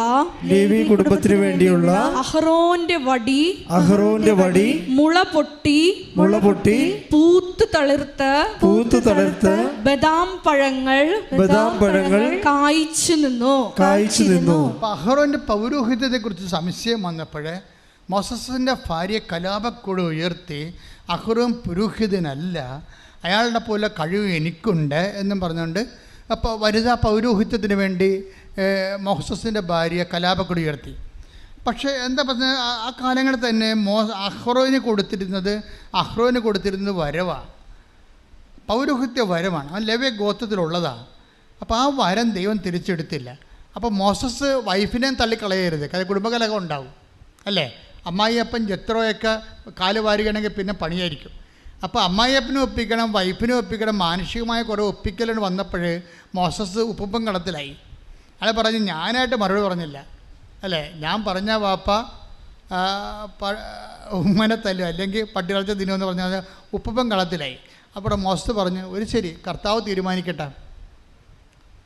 കർത്താവ് അല്ലെങ്കിൽ വേറെ എന്തിനാണ് അമ്മായിയപ്പൻ്റെ കൈ മേടിക്കണത്, വേറെ എന്തിനാണ് വൈഫിൻ്റെ വായിരിക്കണ കേൾക്കണത്? അതുകൊണ്ട് മോശത്ത് പറഞ്ഞു, കർത്താവേ ഈ വിഷയത്തിൽ ഇടപെടണം, ഇതെൻ്റെ കുടുംബ പ്രശ്നമാണ്. കാര്യം എൻ്റെ വൈഫ് മുറ്റാണ്, ഈ ഇടപെടത്ത് എനിക്കിതിനകത്തൊന്നും ചെയ്യാൻ പറ്റത്തില്ല. അഹ്റോയിന് പൗരോഹിത്യം നീയല്ലേ കൊടുത്തത്, അപ്പോൾ നീയാണ് കൊടുത്തതെങ്കിൽ നീ അത് തെളിയിക്കണമെന്ന് പറയും. അപ്പോൾ സാക്ഷ്യ കൂടാരത്തേക്ക് വിളിച്ചിട്ട് പറയും, മോശം പറഞ്ഞു, നീ കുറേ കരിഞ്ഞ വടിയെ കണ്ട് വെക്കാൻ പറഞ്ഞു. അപ്പോൾ ഉണങ്ങിയ വടിയൊക്കെ പെറുക്കി കൊണ്ടുവന്ന് 12 വടി വെച്ച്, എന്നിട്ട് രാവിലെ ഏത് വടിയാണ് തളർക്കണത് അതാണ് കർത്താവിൻ്റെ അടയാളം എന്ന് പറഞ്ഞപ്പോൾ അഹ്റോൻ്റെ ആ ഉണക്ക വടി കർത്താവ് തൊട്ട്, അത് പൂത്ത് ബദാം കായ്ച്ച് കിടന്ന് കൈയിട്ടിച്ച് കർത്താവ് സുടരിൽ. അപ്പോൾ ഈ അഹ്റോൻ്റെ ഉണങ്ങിയ കമ്പ് പല ഉടമ്പടി എടുക്കുമ്പോൾ സംഭവിക്കുന്ന പ്രതിഭാസം അതാണ്. പല ആൾക്കാർ ഉണങ്ങിയ കമ്പ് ബദാം കായ്ക്കും. അതാണ് ഈ പച്ചത്തിരി എന്ന് പറയണത്. ഞാൻ ഉടമ്പടി പുസ്തകം എഴുതിക്കൊണ്ടിരിക്കുന്ന സമയത്ത് പച്ച എന്ന് പറയുന്നുണ്ടായിരുന്നു. ഞാൻ തൈക്കാട്ടുശ്ശേരി ഇരുന്നാണ് ഉടമ്പടി പുസ്തകം എഴുതിയത്, ആദ്യത്തെ ഉടമ്പടി പുസ്തകം എഴുതുന്നത്. അപ്പോഴമ്മ ഈ പച്ച എന്ന് പറയുന്നുണ്ട്, തിരി പച്ച. അയ്യോ, എനിക്ക് എൻ്റെ ബിഷപ്പിനോട് അത് എക്സ്പ്ലെയിൻ ചെയ്യാൻ ഭയങ്കര പാടായിരുന്നു. അതിൻ്റെ ഇംപ്ലിക്കേഷൻസ് ഒന്നും എനിക്ക് കിട്ടുന്നില്ലായിരുന്നു ഇതുപോലെ. അപ്പോൾ പിതാവ് പറഞ്ഞ്, ഇങ്ങനെ പച്ച നീരയൊക്കെ വെക്കേണ്ട കാര്യമുണ്ട്, വെള്ളത്തിരി കത്തിച്ചാൽ പോരെ. അപ്പോൾ ഞാൻ പറഞ്ഞു, വെള്ളത്തിരി പ്രാർത്ഥനയ്ക്ക് ആൾക്കാർ കത്തിക്കുന്നുണ്ടല്ലോ, ഉടമ്പടി തിരിവായിട്ട് അത് എങ്ങനെ തിരിച്ചെടുക്കാൻ പറ്റും? അപ്പോൾ അതും ഇതും തമ്മിൽ എന്താ വ്യത്യാസം? ഇതിന് ഉടമ്പടിയുടെ ഇംപ്ലിക്കേഷൻസാണ് ഉള്ളതെന്ന് പിതാവിനോട് ഞാൻ പറയുന്നു. പിതാവ് അപ്പം ഏറെക്കുറെ എന്നെ ഒരിക്കലും അറസ്റ്റ് ചെയ്തിട്ടില്ല പിതാവ്. അപ്പോൾ അത് പിതാവ് കണ്ടിന്യൂ എന്ന് പറഞ്ഞ രീതിയിൽ. അപ്പോഴെന്താ സംഭവിച്ചത്? പച്ച എന്ന് പറഞ്ഞാൽ എന്താണ്? ഉടമ്പടിയുടെ ഒരു വാഗ്ദാനത്തിൻ്റെ കളറാണ് പച്ച. ഈ കരിഞ്ഞ് കിടന്നിരിക്കുന്നത് നിങ്ങൾക്കറിയാമല്ലോ. ഒരു സാക്ഷി നിങ്ങൾ കേട്ടത് എന്താണ്? IVF. കഴിഞ്ഞ ആഴ്ചയിൽ ഞാൻ പറഞ്ഞു, IUF ആദ്യം എടുത്ത് കൊച്ചുങ്ങൾ ഉണ്ടാകണില്ല. പിന്നെ IVF എടുത്തു, കൊച്ചുങ്ങളുണ്ടാവണില്ല. പിന്നെ ഈ ശാസ്ത്രത്തിൽ എന്താ മാർഗം? ഒരു മാർഗവും ഇല്ല. പിന്നെ എന്താ മാർഗം? ഉടമ്പടി എടുത്തപ്പോൾ കുട്ടികളുണ്ടായി. അതെന്താണ്? ഉണക്കക്കമ്പ് ബദാം പോലെ കായ്ച്ചു കൈയിടിച്ച് കർത്താവിലല്ലേ. അപ്പം ഉണക്കക്കമ്പെന്ന് പറഞ്ഞാൽ അതാണ്. ഒരു ശാസ്ത്രത്തിന് പ്രത്യാശ പോയി അവിടെ. അത് ബേസിക്കായിട്ട് അത് ഉണങ്ങിയിരിക്കുകയാണ്. പക്ഷെ കർത്താവ് തൊട്ട് കഴിഞ്ഞാൽ കർത്താവ് എന്താ പറഞ്ഞത്? ഈ കല്ലിൽ നിന്ന് take the bread of God, ഈ കല്ലിൽ നിന്ന് അതൊരു എബ്രാഹത്തിൻ്റെ സന്ധി ജനിപ്പിക്കുവാൻ ദൈവത്തിന് കഴിയും. കൈയടിച്ച് കർത്താവ്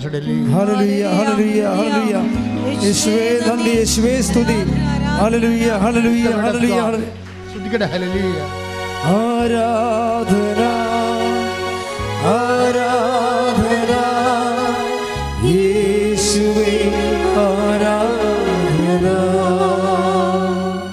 മത്തായി 3:9 ഞങ്ങൾക്ക് പിതാവായി അബ്രഹാം ഉണ്ട് എന്ന് പറഞ്ഞ് അഭിമാനിക്കേണ്ട. ഈ കല്ലുകളിൽ നിന്ന് അബ്രാഹത്തിന് സന്താനങ്ങളെ പുറപ്പെടുവിക്കാൻ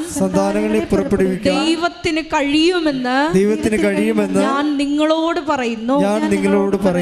ഓർക്കേണ്ട ഒരു വിഷയം എന്താണ്? ദൈവത്തിന് എബ്രാഹാം പോലും വേണ്ടെന്നുള്ളതാണ്. എബ്രാഹത്തിൻ്റെ സന്ധികളെന്ന് വേണമെന്ന് പറഞ്ഞാൽ എബ്രാഹത്തിൻ്റെ രക്തത്തിലല്ലാത്ത കുഞ്ഞുങ്ങളെ എബ്രാഹത്തിൻ്റെ പേരിൽ പോലും ഈ കല്ലിൽ നിന്ന് ജനിപ്പിക്കാൻ കഴിയുള്ളവനാണ് നിൻ്റെ ഉടമ്പടിയുടെ കർത്താവായിട്ട് നിൽക്കണത്. അപ്പോൾ ആ ഒരു ദൈവത്തിൻ്റെ സാധ്യത, ചോര വിയർക്കുമ്പോഴും മരണം മണുക്കുമ്പോഴും കർത്താവ് മറക്കാതെ പ്രാർത്ഥിക്കുന്ന പ്രാർത്ഥനയുണ്ട്. Father, all thing is possible for you. Take the bread of God. പിതാവേ, അങ്ങേക്ക് എല്ലാം സാധ്യമാണ്. സ്തുതിക്കട്ടെ. ഹല്ലേലൂയ ഹല്ലേലൂയ ഹല്ലേലൂയ ഹല്ലേലൂയ. യേശുവേ നന്ദി, യേശുവേ ആരാധന ആരാധന. ഹല്ലേലൂയ ഹല്ലേലൂയ ഹല്ലേലൂയ ഹല്ലേലൂയ ഹല്ലേലൂയ.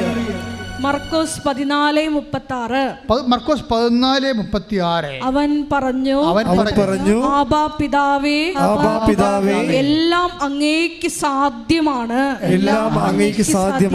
അപ്പൊ ദൈവത്തിന്റെ അനന്ത സാധ്യതയിൽ നിന്ന് മരണം മണുക്കുമ്പോഴും ചോര വിയർക്കുമ്പോഴും കർത്താവ് പ്രഖ്യാപിക്കുന്ന ഒരു പ്രഖ്യാപനമുണ്ട്. എന്താണ്? ദൈവത്തിൻ്റെ അനന്ത സാധ്യത. ഉടമ്പടി കാലുറപ്പിച്ചിരിക്കുന്നത് ഈ ദൈവത്തിൻ്റെ അനന്ത സാധ്യത നമുക്ക് വാഗ്ദാനമായി ആരാധന ആരാധന യേശുവേ ആരാധന. ജെറമിയ 29:14. ജെറമിയ 29:14. നിങ്ങൾ എന്നെ കണ്ടെത്താൻ ഞാൻ ഇടയാക്കുമെന്ന് കർത്താവ് അരുളി ചെയ്യുന്നു. നിങ്ങൾ എന്നെ കണ്ടെത്താൻ ഇടയാക്കുമെന്ന് ഞാൻ കർത്താവ് അരുളി ചെയ്യുന്നു. ഞാൻ നിങ്ങളുടെ ഐശ്വര്യം പുനഃസ്ഥാപിക്കും. ജെറമിയ 29:11 ഞാൻ നിങ്ങളുടെ ഞാൻ നിങ്ങളുടെ എന്താ അത് ആ വചനത്തിന്റെ പൗരവ് കണ്ടില്ലേ? എന്താണ്? ഒന്ന് വായിച്ചേ. നിങ്ങൾ എന്നെ കണ്ടെത്താൻ ഞാൻ ഇടയാക്കും. അപ്പോഴേ ദൈവമാണ് ഇടയാക്കണത് അല്ലേ? ആര്? ദൈവത്തെ കണ്ടെത്താൻ വേണ്ടി നമ്മളെ സഹായിക്കുമെന്നായി പറയണത്. ദൈവത്തെ കണ്ടെത്താൻ വേണ്ടി ദൈവം നമ്മളെ സഹായിക്കും. എന്നെ കണ്ടെത്താൻ ഞങ്ങൾ ഇടയാക്കും. എന്തിനാണ് കണ്ടെത്തണത്? ഞാൻ നിങ്ങളുടെ ഐശ്വര്യം പുനഃസ്ഥാപിക്കും. എന്ന് പറഞ്ഞേ, ഞാൻ നിങ്ങളുടെ ഐശ്വര്യം പുനഃസ്ഥാപിക്കും. അല്ലാതെ ദൈവത്തെ കണ്ടെത്തിയിട്ട് നിങ്ങളുടെ കണ്ണക്കുരുക്ക് നമുക്ക് കണ്ടെത്തരാനല്ലേ? ചിന്തിക്കണം. എന്നെ കണ്ടെത്താൻ ഞാൻ നിങ്ങളെ ഇടയാക്കും. എന്തിനാണ് ഇടയാക്കണത്? ഞാൻ നിങ്ങളുടെ ഐശ്വര്യം പുനഃസ്ഥാപിക്കും. അപ്പോൾ ദൈവം കൊടുത്ത ഐശ്വര്യമല്ലേ, നമ്മൾ കളഞ്ഞു കുളിച്ചതല്ലേ, അതല്ലേ? അപ്പം അതിന് കുറ്റബോധം വന്ന് ഇരിക്കേണ്ട കാര്യമില്ല. അത് പുനഃസ്ഥാപിക്കാനുള്ള സാധ്യതയുണ്ട്. ഇപ്പോൾ വെള്ളമടിച്ചതാണ്, അല്ലെങ്കിൽ നിങ്ങൾ തോന്നിവാസം ജീവിച്ചതാണ്, ദൈവം തന്ന ഐശ്വര്യം നിങ്ങൾക്ക് പോയെന്ന് വിചാരിച്ചോ? മനസ്സിലായില്ലേ? ഐശ്വര്യം എന്താണെന്ന്? ഐശ്വര്യം ആര് തന്നതാണ്? ദൈവം തന്നതല്ലേ. ഇപ്പം നമ്മൾ കെയർലെസ്സായിട്ട് ലൈഫിലൂടെ ഐശ്വര്യം പോകും ചിലപ്പോൾ. ഓരോ കാര്യത്തിലൊക്കെ ഇപ്പോൾ തന്നെ ചിലർ, ഇപ്പോൾ കഴിഞ്ഞ ദിവസം ഒരു ലേഡി ഇവിടെ സാക്ഷ്യം പറഞ്ഞത്, ഒരു മലേഷ്യൻ ലേഡി ഇംഗ്ലീഷിൽ പറഞ്ഞില്ലേ ഒരു സാക്ഷ്യം, മലേഷ്യൻ ഇംഗ്ലീഷിലൊരു സാക്ഷ്യം പറഞ്ഞു. അവരെന്നാ പറഞ്ഞത്? അവരെന്തോ ഈ സാത്താൻ്റെ വർഷിപ്പ് പുസ്തകങ്ങളൊക്കെ, പിന്നെ ഹാരി പോട്ടറിൻ്റെ പുസ്തകങ്ങളൊക്കെ വായിച്ച് തലക്ക് പിടിച്ച്. ഇപ്പോൾ ഒരച്ഛൻ പ്രസംഗിച്ചില്ലേ ഇന്നാളെ, നമ്മൾ യൂട്യൂബിലുണ്ട്, അച്ഛൻ്റെ പേരൊക്കെ നിങ്ങൾക്ക് അറിയാം. അപ്പോൾ അത് അദ്ദേഹത്തിൻ്റെ ഒരു കാലഘട്ടങ്ങളിൽ അദ്ദേഹം കാരണക്ക് ഗുണമില്ലാത്ത പുസ്തകങ്ങൾ വായിച്ച് ഭ്രാന്ത് പിടിച്ച് അവസാനം കർത്താവിനെ അറിഞ്ഞപ്പോൾ എല്ലാം കത്തിച്ച് കളഞ്ഞു. ഇതുപോലെ ഈ മലേഷ്യൻ ലേഡിക്ക് സംഭവിച്ചത് അതാണ്. അവരൊരു കാലത്ത് വഴിത്തിരിഞ്ഞ് പോയി ഹാരി പോട്ടറൊക്കെ വായിച്ച്, പിന്നെ വേറെ മാജിക്കും ഒക്കെ വായിച്ച് മാന്ത്രികമായ ലോകത്ത് നിന്ന് വിശ്വാസം പോയി. വിശ്വാസത്തിൻ്റെ അപകട മേഖലയിൽ ചരിക്കാതിരിക്കാൻ നമ്മളെപ്പോഴും ശ്രദ്ധിക്കണം. വിശ്വാസം കൈമാറാൻ പിന്നെ ഭയങ്കര പാടാണ് തിരിച്ചു പിടിക്കാൻ. ഇപ്പം ഇവർ ക്രിസ്തുവിനെ അറിഞ്ഞു കഴിഞ്ഞപ്പോൾ അവരുടെ അമ്മ ഓൺലൈൻ ഉടമ്പടി എടുത്തത്, ഓൺലൈനോട് ലൈറ്റക്കാൻ്റെ പേര് ക്രിസ്തു അവിടെ അമ്മ ചെയ്യണത് ഈ മകളെ സമർപ്പിച്ചുകൊണ്ട്. പിന്നെ മകൾക്ക് ഈ പുസ്തകങ്ങളുടെ വിപ്രതിപത്തിയായിട്ട് അവൾ തിരിച്ച് ദൈവത്തിലേക്ക് വരുന്ന അട്ടിപ്പൊളി ഇംഗ്ലീഷ് സാക്ഷ്യം. ഇത് കഴിഞ്ഞ ദിവസം പറഞ്ഞ മലേഷ്യൻ ഗേള് അവർ പറഞ്ഞിരിക്കണ പേര് ഞാൻ പറഞ്ഞു പോകാനോ, സോറി, ഞാൻ ഓർത്തില്ല പേര്, അതാണ് ഇപ്പോൾ ആ സാക്ഷ്യം കയറുമെന്ന് ഞാൻ ഓർത്തില്ല. അപ്പോൾ എന്നെ സംഭവിച്ചു കഴിഞ്ഞാൽ അവിടെ ആ സാക്ഷ്യങ്ങളിൽ വരണ വിഷയം, ഒരു കാലത്ത് ദൈവം അവർക്ക് കൊടുത്ത ഐശ്വര്യമൊക്കെ അവരെ ഇതുപോലെയുള്ള അലവലാദ്യ സാത്താൻ പുസ്തകങ്ങളൊക്കെ വായിച്ചും. സാത്താൻ പുസ്തകം തന്നെ വായിക്കണമെന്ന് നിർബന്ധമില്ല. സാത്താൻ വർഷിപ്പുള്ള ആൾക്കാർ കൂട്ടുകാരായിട്ട് ഉണ്ടായാൽ മതി. സാത്താൻ വർഷിപ്പുള്ള ആൾക്കാർ കൂട്ടുകാരായിട്ട് ഉണ്ടായാൽ മതി. ക്രമേണ നിൻ്റെ വിശ്വാസം പോകും. കാരണം വിശ്വാസത്തിന് നല്ല വെയിൽ കെട്ടണം. വിശ്വാസത്തിനൊരു കുഴപ്പമുണ്ട്, വിശ്വാസത്തിന് നല്ല വെയിൽ കെട്ടണം. അതുകൊണ്ടാണ് ഈ വചനം വിതച്ച് കഴിഞ്ഞിട്ട് വെയിൽ കെട്ടിയെന്ന് പറഞ്ഞിട്ടില്ലേ? ഇല്ലേ? കർത്താവ് പറഞ്ഞിട്ടില്ലേ? വചനം വിതച്ച് കഴിഞ്ഞിട്ട് അതിന് ചുറ്റും വെയിൽ കെട്ടി. അപ്പോൾ വിശ്വാസത്തിന് എപ്പോഴും സംരക്ഷിക്കണമെങ്കിൽ നമ്മൾക്ക് അപകട മേഖലയിൽ നിന്ന് നമ്മൾ മാറണം. എപ്പോഴും സംസർഗത്തിൻ്റെ അടയാളം, നമ്മുടെ കൂട്ടുകാരെ, നമ്മളോട് ഇടപഴകുന്നവർ, അതുപോലെ തന്നെ അവരിൽ നിന്നൊക്കെ അവർ സംസാരിച്ചാലും നമ്മൾ സംസാരിക്കാൻ നിൽക്കരുത്, ഇൻട്രാക്ഷൻ ഒന്നും പോകരുത്. കാര്യം വിശ്വാസം നിലനിർത്തുക, സംരക്ഷിക്കുക, അതിന് വില കൊടുക്കുകയൊക്കെ വിശ്വാസിയുടെ അവകാശവുമാണ്, ഉത്തരവാദിത്വമാണ്. പക്ഷെ അങ്ങനെ ഒരു വിഷയം വന്ന് ഐശ്വര്യം പോയി. പക്ഷെ ഇൻ കേസ് നിൻ്റെ ഒരു കൂട്ടുകെട്ടിലൂടെയോ അല്ലെങ്കിൽ നിൻ്റെ തന്നെ വഴിപിഴച്ച ജീവിത രീതി കൊണ്ടോ നിൻ്റെ ഐശ്വര്യം പോയാൽ എന്നേക്കുമായിട്ട് പോകുമെന്ന് ദൈവപൈതലെ നീ കരുതി വിഷമിക്കരുത്. കർത്താവ് എന്താ പറഞ്ഞത്? I will reinstate you in your own soil. എസെക്കിയേലിൻ്റെ 36 take the word of God 37:14 ശ്രദ്ധിക്കട്ടെ. ഹല്ലേലൂയ, ഹല്ലേലൂയ, ഹല്ലേലൂയ, ഹല്ലേലൂയ, ഹല്ലേലൂയ. യേശുവേ നന്ദി. ഹല്ലേലൂയ ഹല്ലേലൂയ ഹല്ലേലൂയ. എസെക്കിയേൽ 37:14 ശ്രദ്ധിക്കട്ടെ. ഹല്ലേലൂയ ഹല്ലേലൂയ ഹല്ലേലൂയ ഹല്ലേലൂയ ഹല്ലേലൂയ ഹല്ലേലൂയ. എസെക്കിയേൽ 37:14 എന്റെ ആത്മാവിനെ ഞാൻ നിങ്ങളിൽ ഒന്ന് നിവേശിപ്പിക്കും. പറഞ്ഞേ, എന്റെ ആത്മാവിനെ എന്റെ ആത്മാവിനെ ഞാൻ നിങ്ങളിൽ നിവേശിപ്പിക്കാം. നിങ്ങൾ ജീവിക്കും. നിങ്ങൾ ജീവിക്കും. ഞാൻ നിങ്ങളെ നിങ്ങളുടെ സ്വന്തം ദേശത്ത് വസിപ്പിക്കും. അപ്പൊ സ്വന്തം ദേശത്തേക്ക്, കണ്ടവന്റെ ദേശത്ത് അടിമയായി ജീവിക്കരുന്ന്. അതാണ് ഈ പറയണത്. നിങ്ങൾ സ്വന്തം ദേശത്ത് വസിപ്പിക്കുമെന്ന് പറഞ്ഞാൽ നിങ്ങൾ കണ്ടവന്റെ ദേശത്ത്, സാത്താൻ്റെ ദേശത്ത് അടിമയായിട്ട് ജീവിക്കരുന്ന്. അപ്പം നിങ്ങൾ അടിമയായിട്ടാണ് ഇന്ന് ജീവിക്കണമെന്നുണ്ടെങ്കിൽ ഐ വിൽ റീസെറ്റിൽ യു എന്നാണ് പറയണത്. റീസെറ്റിലിങ് എന്ന് പറയണത് ഉടമ്പടിയുടെ വാഗ്ദാന പ്രകാരമാണ്. ആ ബദാം കായ്ച്ച അഹറോൻ്റെ ഉണക്ക വടിയില്ലേ, ആ വടിയെ റീസ്റ്റേറ്റ് ചെയ്യുകയാണ്, പുനഃസ്ഥാപിക്കുകയാണ്, ഐശ്വര്യം പുനഃസ്ഥാപിക്കുകയാണ്. അതാണ് ജെറമിയ 29:11 ഞാൻ നിൻ്റെ ഐശ്വര്യം പുനഃസ്ഥാപിക്കും. അപ്പം നിൻ്റെ വിവാഹമായാലും അതുപോലെ തന്നെ എന്ത് ജീവിതമായാലും ഏതെല്ലാം രീതി നിനക്ക് ചൈതന്യം കെട്ടുപോയെന്ന് വിചാരിച്ചോ അതെല്ലാം പുനഃസ്ഥാപിക്കാനുള്ള സാധ്യത ഉടമ്പടിയിലുണ്ട്. അത് ദൈവത്തിൻ്റെ വാഗ്ദാനങ്ങളുള്ളത് കൊണ്ട് തന്നെ ഉടമ്പടിയുടെ ഭാഗമാണ്. അതുകൊണ്ട് തന്നെ അമ്മ നിനക്ക് വേണ്ടി മധ്യസ്ഥം വഹിക്കും. പക്ഷെ അമ്മ മധ്യസ്ഥം വഹിക്കുമ്പോൾ ഒരു കാര്യം ചിന്തിക്കണം കേട്ടോ. അമ്മ നമ്മളെ മുഖത്തിട്ട് നോക്കുമ്പോഴേ നമുക്ക് വേറെ സ്ഥലത്തേക്ക് നോക്കേണ്ടി വരരുത്. അതാണ് എൻ്റെ ആൾക്കാരുടെ പ്രശ്നം. നിൻ്റെ ഐശ്വര്യം പുനഃസ്ഥാപിക്കാൻ വേണ്ടി അമ്മ നിൻ്റെ മുഖത്തേക്ക് നോക്കും. അപ്പം നിനക്ക് ചമ്മി അടപ്പ് തെറിച്ച് വേറെ മുഖത്തേക്ക് വേറെ സ്ഥലത്ത് നോക്കേണ്ടി വരരുത്. അമ്മ നിന്നെ കണ്ടാൽ കർത്താവിന് തിരുസേനെ പ്രസൻറ്റബിൾ ആയിരിക്കണം. നീ ഉടമ്പടി നിന്നെ പ്രസൻറ്റബിളാക്കും.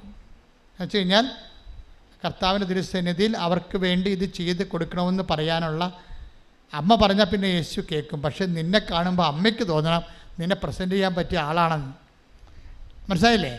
നിന്നെ കണ്ടാൽ അമ്മയ്ക്ക് തോന്നണം നിന്നെ കർത്താവിൻ്റെ അടുത്ത് കൊണ്ടുപോയി അവൾക്കതില്ല, അവനിതില്ലെന്ന് പറഞ്ഞാൽ പറയാൻ പറ്റിയ ആളാണ് നീ എന്ന് പറയാൻ നീ പ്രസൻറ്റബിൾ ആകണം. ഉടമ്പടി നിന്നെ പ്രസൻറ്റബിൾ ആക്കുമെന്ന് ഞാൻ പറഞ്ഞതിൻ്റെ കാരണം എന്താണെന്നറിയാവോ? കാര്യം ഉടമ്പടിയിൽ ഇപ്പോൾ 7:4 എടുത്തേ, ലൂക്കാൻ്റെ സുവിശേഷം 7:4 ശ്രദ്ധിക്കട്ടെ. ലൂക്ക 7:4 അവർ യേശുവിന്റെ അടുത്ത് വന്ന് കേണപേക്ഷിച്ചു പറഞ്ഞു, നീത് ചെയ്തു കൊടുക്കാൻ അവൻ അർഹനാണ്. എന്തെന്നാൽ അവൻ നമ്മുടെ ജനത്തെ സ്നേഹിക്കുന്നു. നമുക്ക് ഒരു സിനഗോഗ് പണിയിച്ചു തരികയും ചെയ്തിട്ടുണ്ട്. യേശു അവരോടൊപ്പം പുറപ്പെട്ടു. അതാണ് I will come with you wherever you go. അതനുസരിച്ചാണ് ഈ പോണത്. അല്ലെങ്കിൽ ഇത് പറയേണ്ട ആവശ്യമില്ല. യേശുവിന് ആ മനുഷ്യൻ്റെ അടുത്ത് പോകേണ്ട ഒരു കാര്യമില്ല. ഇവിടെ നിന്ന് പറഞ്ഞാൽ മതി സുഖം പ്രാപിക്കട്ടെ എന്ന് പറഞ്ഞാൽ മതി, സുഖം പ്രാപിക്കും. പക്ഷെ പോണ യേശു അവനോട് പുറപ്പെട്ടെന്ന് പറഞ്ഞാൽ പണ്ട് നൽകിയ ഒരു വാഗ്ദാനത്തോട് ദൈവം കാണിക്കുന്ന വിശ്വസ്തതയാണ്. I will come with you wherever you go. നീ എവിടെയാണ് പോകണമെന്നോ അവിടെ ഞാൻ വരും. വീട്ടിലെങ്കിൽ വീട്ടിൽ, മരണ വീട്ടിൽ, ആശുപത്രി കിടക്കുക, വെന്റിലേറ്ററിൽ, I will come with you. അതാണ് ഉടമ്പടി കണ്ടുകൊണ്ടിരിക്കുന്നത്. ദൈവം കാലങ്ങൾക്ക് മുമ്പ് മനുഷ്യരാശി കൊടുത്ത വാഗ്ദാനമില്ലേ ഉടമ്പടി പ്രകാരമുള്ള സാന്നിധ്യത്തിൻ്റെ സംരക്ഷണം. അതാണ് ഈ സാന്നിധ്യം കൊണ്ട് ഉദ്ദേശിക്കുന്നത്. I will come with you, ഞാൻ നിൻ്റെ കൂടെ വരും. ഉടമ്പടി എടുക്കുമ്പോൾ സംഭവിക്കുന്ന ഏറ്റവും വലിയ സംഭവം ദൈവത്തിൻ്റെ സാന്നിധ്യമാണ്. അതുകൊണ്ടാണ് നിങ്ങളുടെ വിശുദ്ധി പാലിക്കണമെന്ന് പറയണത്. ഉടമ്പടി പ്രകാരം നമ്മൾ വിശുദ്ധി പാലിക്കണമെന്ന് പറഞ്ഞതിൻ്റെ കാരണം നമ്മുടെ കൂടെയുള്ള ആൾ വിശുദ്ധനാണ്. എൻ്റെ പിതാവ് പരിപൂർണനായിരിക്കുന്ന പോലെ നിങ്ങളും പരിപൂർണനായിരിക്കണം. Be holy as your heavenly father is holy. ഇതെല്ലാം ബൈബിളിൻ്റെ വരികൾക്കിടയിൽ വായിക്കുമ്പോഴും നിഴലായിട്ട് നോക്കുമ്പോഴും കാണുന്ന വിശുദ്ധി ഉടമ്പടിയുടെ പ്രധാനപ്പെട്ട ഒരു ഭാഗമായതുകൊണ്ടാണ് വിശുദ്ധീകരണ പ്രക്രിയ ആവശ്യത്തിന് ഉടമ്പടിയിലുള്ളത്. അത് ഫോളോ അപ്പ് ചെയ്യാതെ നിങ്ങൾ പിന്നെ അസൂയ, പക, വിദ്വേഷം, ചതി, അഹങ്കാരം, മദ്യപാനം, മധുരോത്സവം, ഇങ്ങനെ പഴയ കലാപരിപാടിയും കൊണ്ട് നടന്ന you are the old people. പഴയ മനുഷ്യനെ കൊളോസിയസ് 3:10 പറയും അവൻ്റെ ചെയ്തികളോടുകൂടി ദൂരെ എറിയാൻ. പിന്നെ എന്താണ്? എറിഞ്ഞിട്ടും കാര്യമില്ല. സൃഷ്ടാവിൻ്റെ പ്രതിച്ഛായക്ക് നവീകരിക്കപ്പെടുന്ന പുതിയ മനുഷ്യനെ വിശുദ്ധി ധരിക്കുക, ക്രിസ്തുവിനെ ധരിക്കുക, കൈയിടിച്ച് കർത്താവിനെ ശ്രുതിക്കട്ടെ.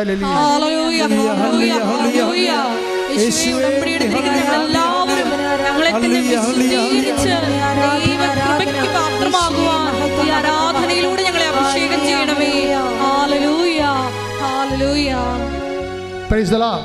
അപ്പോൾ എന്താ വിഷയം നിങ്ങൾ ശ്രദ്ധിച്ച് നോക്കിയേ, എന്താണ് ഈ പ്രസൻറ്റബിൾ ആക്കണത്? ക്രിസ്തുവിൻ്റെ മുമ്പിൽ ഈ യഹൂദ പ്രമാണിയെ ശതാധിപനെ റോമക്കാരനെ പ്രസൻറ്റബിൾ ആക്കുകയാണ്. ആരാക്കുന്നു? യഹൂദ പ്രമാണികളാക്കുന്നു. രണ്ട് കാര്യങ്ങളാണ് പറയണത്. എന്താണ്? ഇവനിത് ചെയ്തു കൊടുക്കാൻ ഇവൻ യോഗ്യനാണ്. എന്താ കാര്യം? അവൻ നമ്മുടെ ജനത്തെ സ്നേഹിക്കുന്നു. അതെന്താണ്?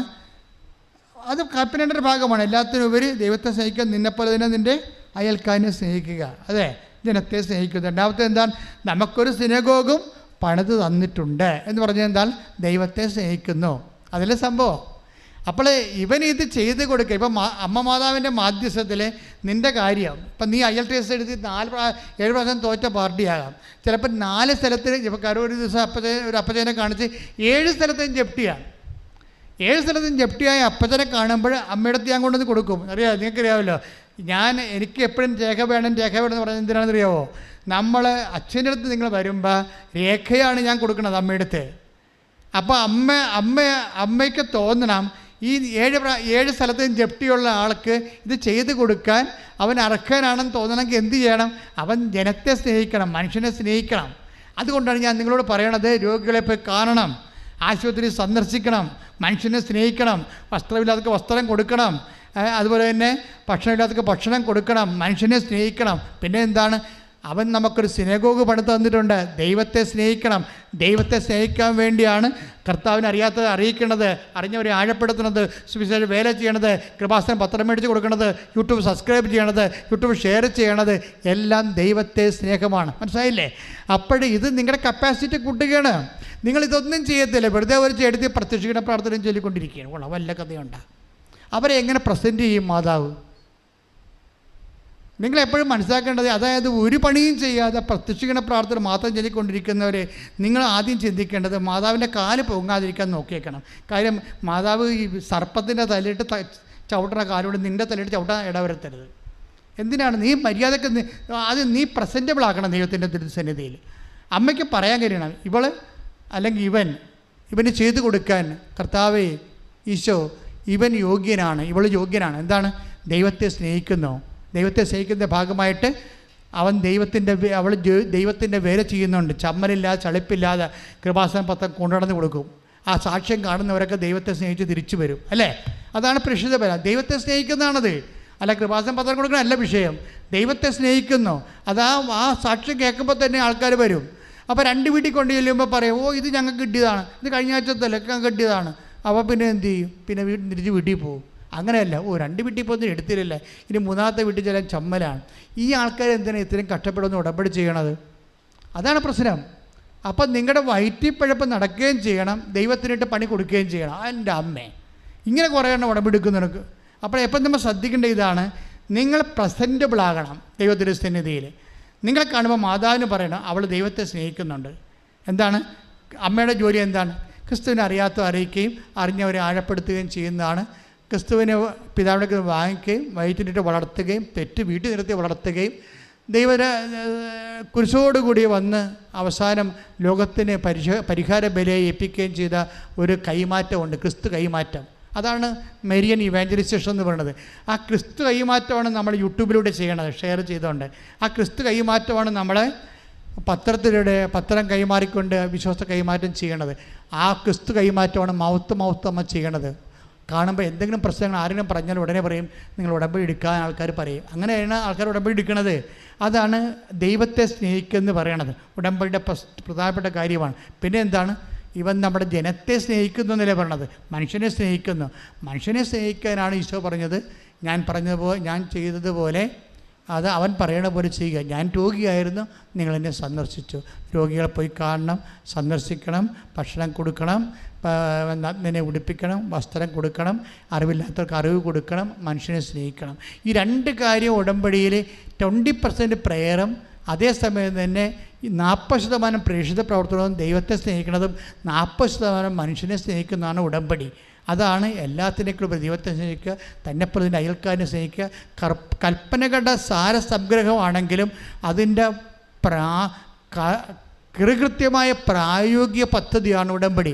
അതുകൊണ്ടാണ് ഉടമ്പടി സത്യമായി ചെയ്യുന്ന ആൾക്കാർക്ക് ഉടമ്പടി ഈ 6 അല്ല 60 കാര്യങ്ങളുടെ മേലും ദൈവം ഹല്ലേലൂയ പറയുന്നതിൻ്റെ കാരണം അതാണ്. അപ്പം അങ്ങനെ ഈ ധ്യാനം കഴിയുമ്പോൾ നിങ്ങൾ സത്യസന്ധമായിട്ട് ദൈവതിരുസന്നിധിയെ അമ്മ മാതാവിൻ്റെ മുമ്പിൽ നിങ്ങൾ ഈശ്വരൻ്റെ മുമ്പിൽ അവതരിപ്പിക്കാൻ പറ്റുന്ന വലിയൊരു സാക്ഷിയായി ദൈവം മാറാൻ നിങ്ങളെ ദൈവം അനുഗ്രഹിക്കട്ടെ. സ്തുതിക്കട്ടെ. ഹല്ലേലൂയ.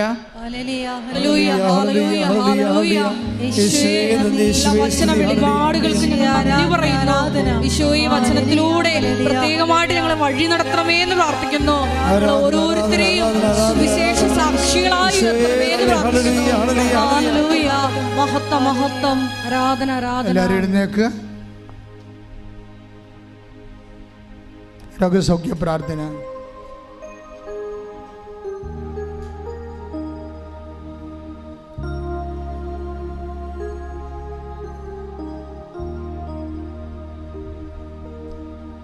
അച്ഛൻ പ്രാർത്ഥിക്കുമ്പോൾ നിങ്ങൾ സ്മരിച്ചുകൊണ്ടിരിക്കണം.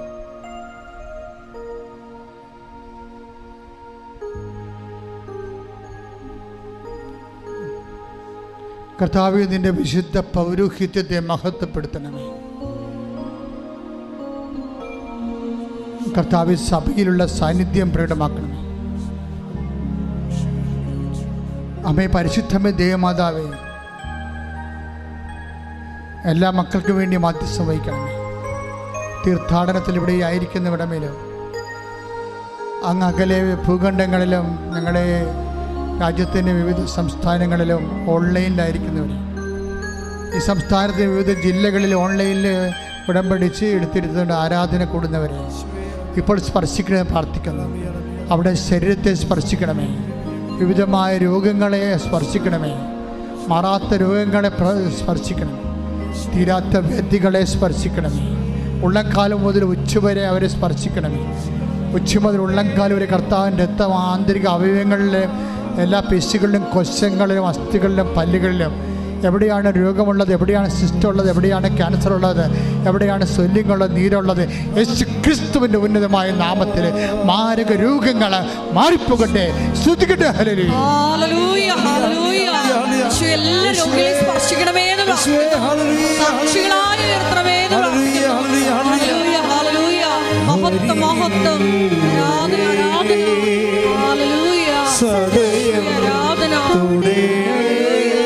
മഹത്വം മഹത്വം ആരാധന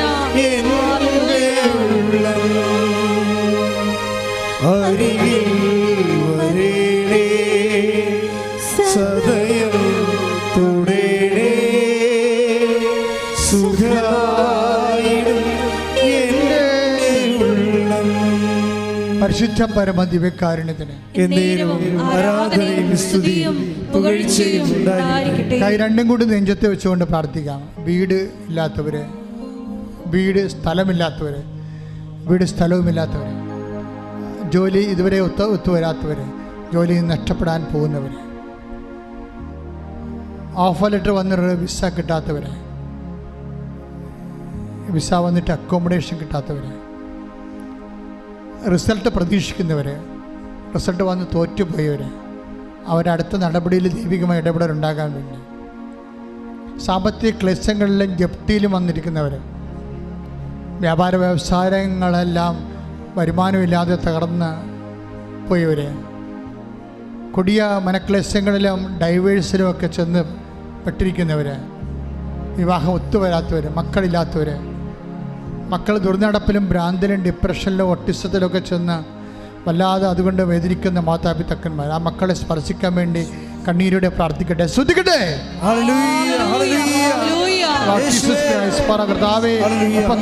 അർപ്പിച്ച കൃപാന്റെ യോഗ്യതയാൽ കൃപാസാൽത്താറെ ജീവനോടെ പ്രത്യക്ഷപ്പെട്ട പരിശുദ്ധ അമ്മയുടെ മാധ്യസ്ഥത്തിൽ നടത്തി ഈ ആൾത്താറെ നടന്ന 10,000-കണക്കിന് ആരാധന ശക്തിയാൽ പിതാവിൻ്റെയും പുത്രൻ്റെയും പരിശുദ്ധ നാമത്തിൽ മാരക രോഗങ്ങൾ, തീരാവേദികൾ, ജീവിത ദുരിതങ്ങൾ യേശു ക്രിസ്തുവിന്റെ നാമത്തിൽ മാറിപ്പോകട്ടെ.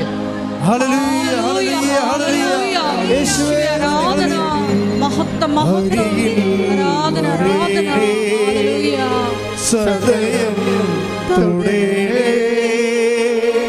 സുഖമായിടും എൻ്റെ ഉള്ളം. അരികിൽ വരേണേ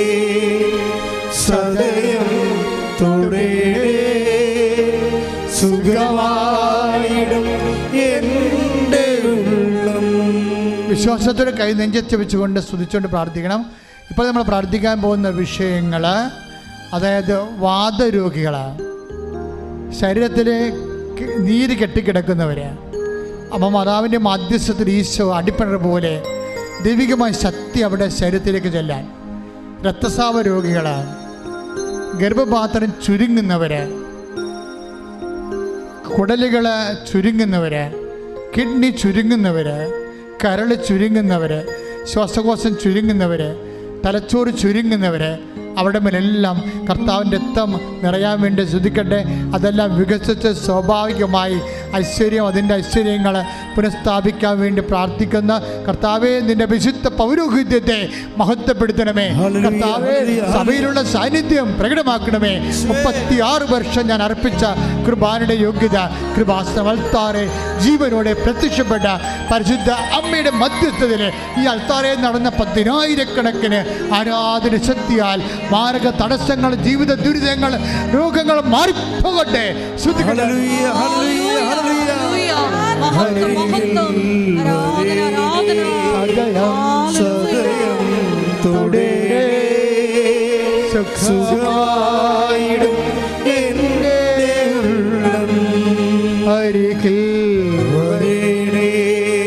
സദയം തുടരേ സുഖമായിടും എൻ്റെ ഉള്ളം.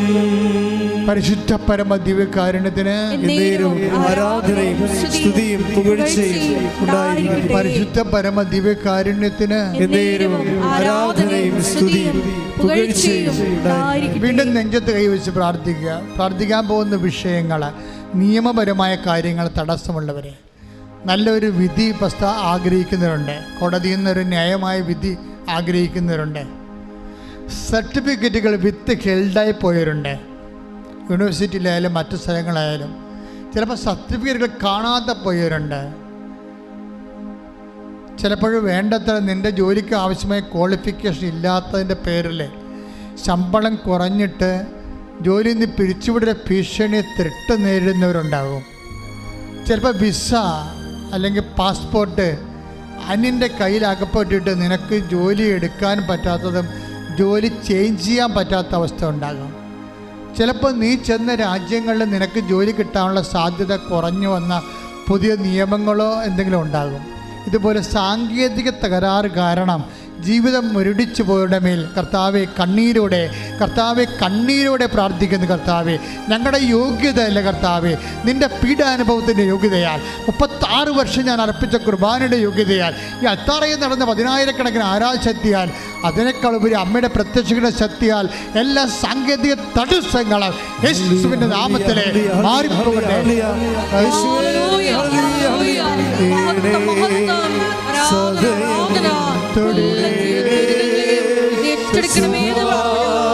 സാക്ഷികളായി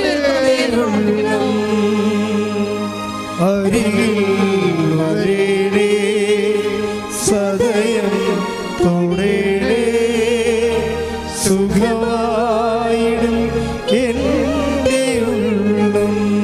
മരുന്ന് കഴിച്ചിട്ട് മാറാത്ത രോഗങ്ങൾ, ഈ രോഗത്തിനും ഇത്രയും മരുന്നുള്ളൂ എന്ന് ഡോക്ടർ തന്നെ പറഞ്ഞിരിക്കുന്ന അവസ്ഥകൾ നീ അമ്മയുടെ മുമ്പിൽ സമർപ്പിക്കുക. അഹറോൻ്റെ പൂത്ത വടി ബദാം കായ്ച്ചതുപോലെ, ഉണക്ക വടി, വരണ്ട വടി ബദാം കായ്ച്ചതുപോലെ നിന്റെ ഐശ്വര്യം പുനഃസ്ഥാപിക്കാൻ വേണ്ടി കണ്ണീരോടെ സ്തുതിച്ച് പ്രാർത്ഥിക്കട്ടെ.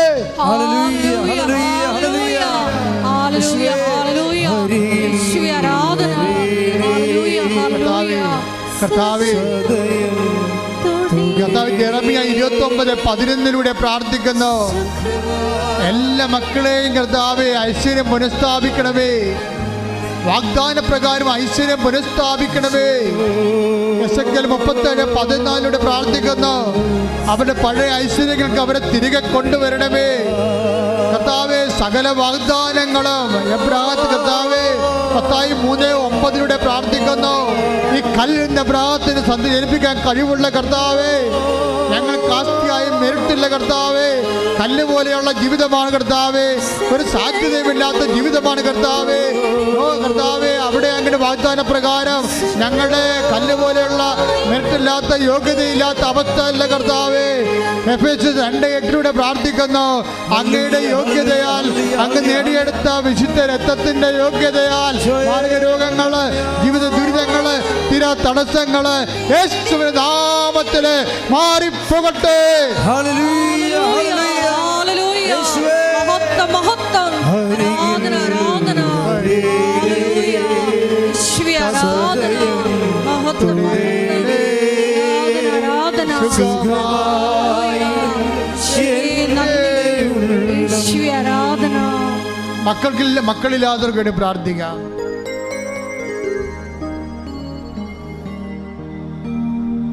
അതുപോലെ അഡ്മിഷന് വേണ്ടി ഈ മാസം മുഴുവനും അഡ്മിഷന് വേണ്ടി അലയുന്ന മാസങ്ങളാണ്. അഡ്മിഷന് വേണ്ടി എല്ലാം നിങ്ങളെ ഫോർമാറ്റുകൾ കറക്റ്റായിട്ട് ആപ്ലിക്കേഷൻ പുട്ടപ്പ് ചെയ്യാൻ വേണ്ടി പ്രാർത്ഥിക്കാം. ഈ മാസം നിങ്ങൾ യൂണിവേഴ്സിറ്റികളിലേക്കും കോളേജുകളിലേക്കും സ്കൂളിലേക്കും കൊടുക്കുന്ന മുഴുവൻ അഡ്മിഷൻസ്, മുഴുവൻ ആപ്ലിക്കേഷൻസ് മുഴുവനും സമർപ്പിച്ചുകൊണ്ട് പ്രാർത്ഥിക്കും. വിദേശ രാജ്യങ്ങളിലേക്ക് യൂണിവേഴ്സിറ്റികളിലേക്കും ജോലിക്ക് വേണ്ടി അപേക്ഷിക്കുന്ന എല്ലാ ആപ്ലിക്കേഷൻസും, സിസ്റ്റത്തിലേക്ക് കയറുന്ന മുഴുവൻ ആപ്ലിക്കേഷൻസ് കർത്താവേ ഇപ്പോൾ സ്പർശിക്കണമെന്ന് പ്രാർത്ഥിക്കുന്നു. അപമാതാവിൻ്റെ മാധ്യസ്ഥത്തിൽ കണ്ണുനീരോടെ പ്രാർത്ഥിക്കുന്നു. യേശുവിൻ്റെ രക്തം ഓരോ ആപ്ലിക്കേഷനിലേക്ക് വിടട്ടെ. അത് ഞങ്ങളുടെ യോഗ്യതയല്ല, നിൻ്റെ പീഡാനുഭവത്തിൻ്റെ യോഗ്യതയാൽ എല്ലാ ആപ്ലിക്കേഷനും ഞങ്ങൾ ആഗ്രഹിക്കുന്ന പോലെ ഐശ്വര്യം പുനഃസ്ഥാപിക്കാൻ വേണ്ടി മാത്രം ദൈവത്തിൻ്റെ വാഗ്ദാന പ്രകാരം നിറവേറാൻ ദൈവത്തിൻ്റെ കരുണ പ്രവർത്തിക്കട്ടെ.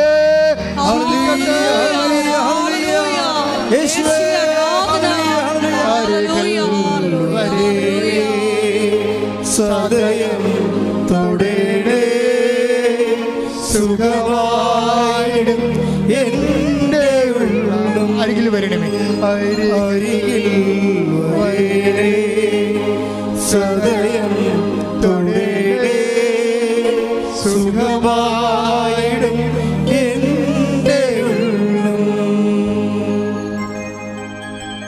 മുട്ടേ നിൽക്കുക. എൻ്റെ മക്കളെ, എന്തെങ്കിലും കാര്യം അച്ഛൻ വിട്ടു പോയിട്ടുണ്ടെങ്കിൽ പരിശുദ്ധാമ്മയുടെ മാധ്യസ്ഥത്തിൽ സമ്പൂർണ്ണ വിശ്വാസത്തോടെ ഈ ആരാധന സമയം ഈശോയ്ക്ക് ഏൽപ്പിക്കുക. അതിന് സാക്ഷ്യം പറഞ്ഞോളാവുന്ന മുൻകൂർ പറഞ്ഞോ. ചെവിക്ക് സിസ്റ്റമുള്ളവരെ, ചെവി വല്ലാണ്ട് പഴുത്ത കേടായി പോകുന്ന സ്വരം കേൾക്കാത്തവരെയൊക്കെ കർത്താവ് സ്പർശിച്ച സന്ദേശമുണ്ട്.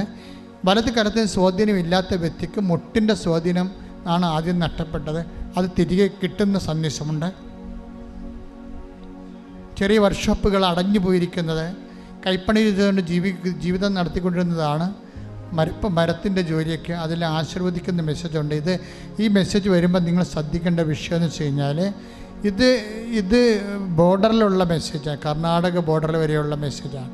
അവിടെയൊക്കെ ഇങ്ങനെ സ്ഥാപനങ്ങൾ അടഞ്ഞു കിടക്കുന്നു. അവിടെ നിങ്ങൾ നാട്ടിലേക്ക് പോന്നിരിക്കുന്നു, അത് വിൽക്കാനും പറ്റണില്ല, ജോലി ചെയ്യാനും പറ്റണില്ല.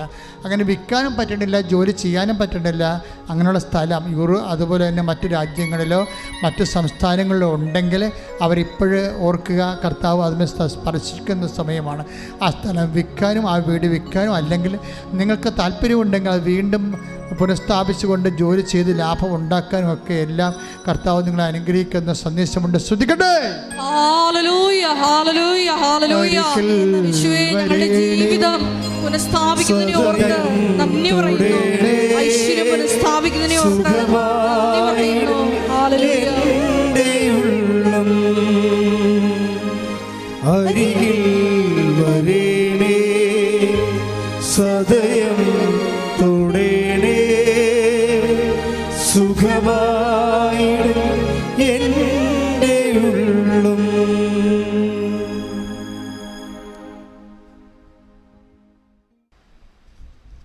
സമാപനാശീർവാദം. ഒരിക്കൽ കൂടി മരിയൻ ഉടമ്പടിയിൽ സമർപ്പിച്ചിരിക്കുന്ന എല്ലാ നിയോഗങ്ങളും ഒപ്പം തന്നെ ഇപ്പോൾ നമ്മളെ നൊമ്പരപ്പെടുത്തുന്ന വിഷയങ്ങളും ദൈവമാതാവിൻ്റെ മധ്യസ്ഥയിൽ ദിവ്യകാരുണ്യ സന്നിധിയിൽ സമർപ്പിച്ചുകൊണ്ട് പ്രത്യക്ഷീണത്തിൻ്റെ സാക്ഷികളായി ഞങ്ങൾ ഉയർത്തണമേ എന്ന് പ്രാർത്ഥിച്ചുകൊണ്ട് ശിരസ് നമിച്ച് നമുക്ക് ആശീർവാദം സ്വീകരിക്കാം.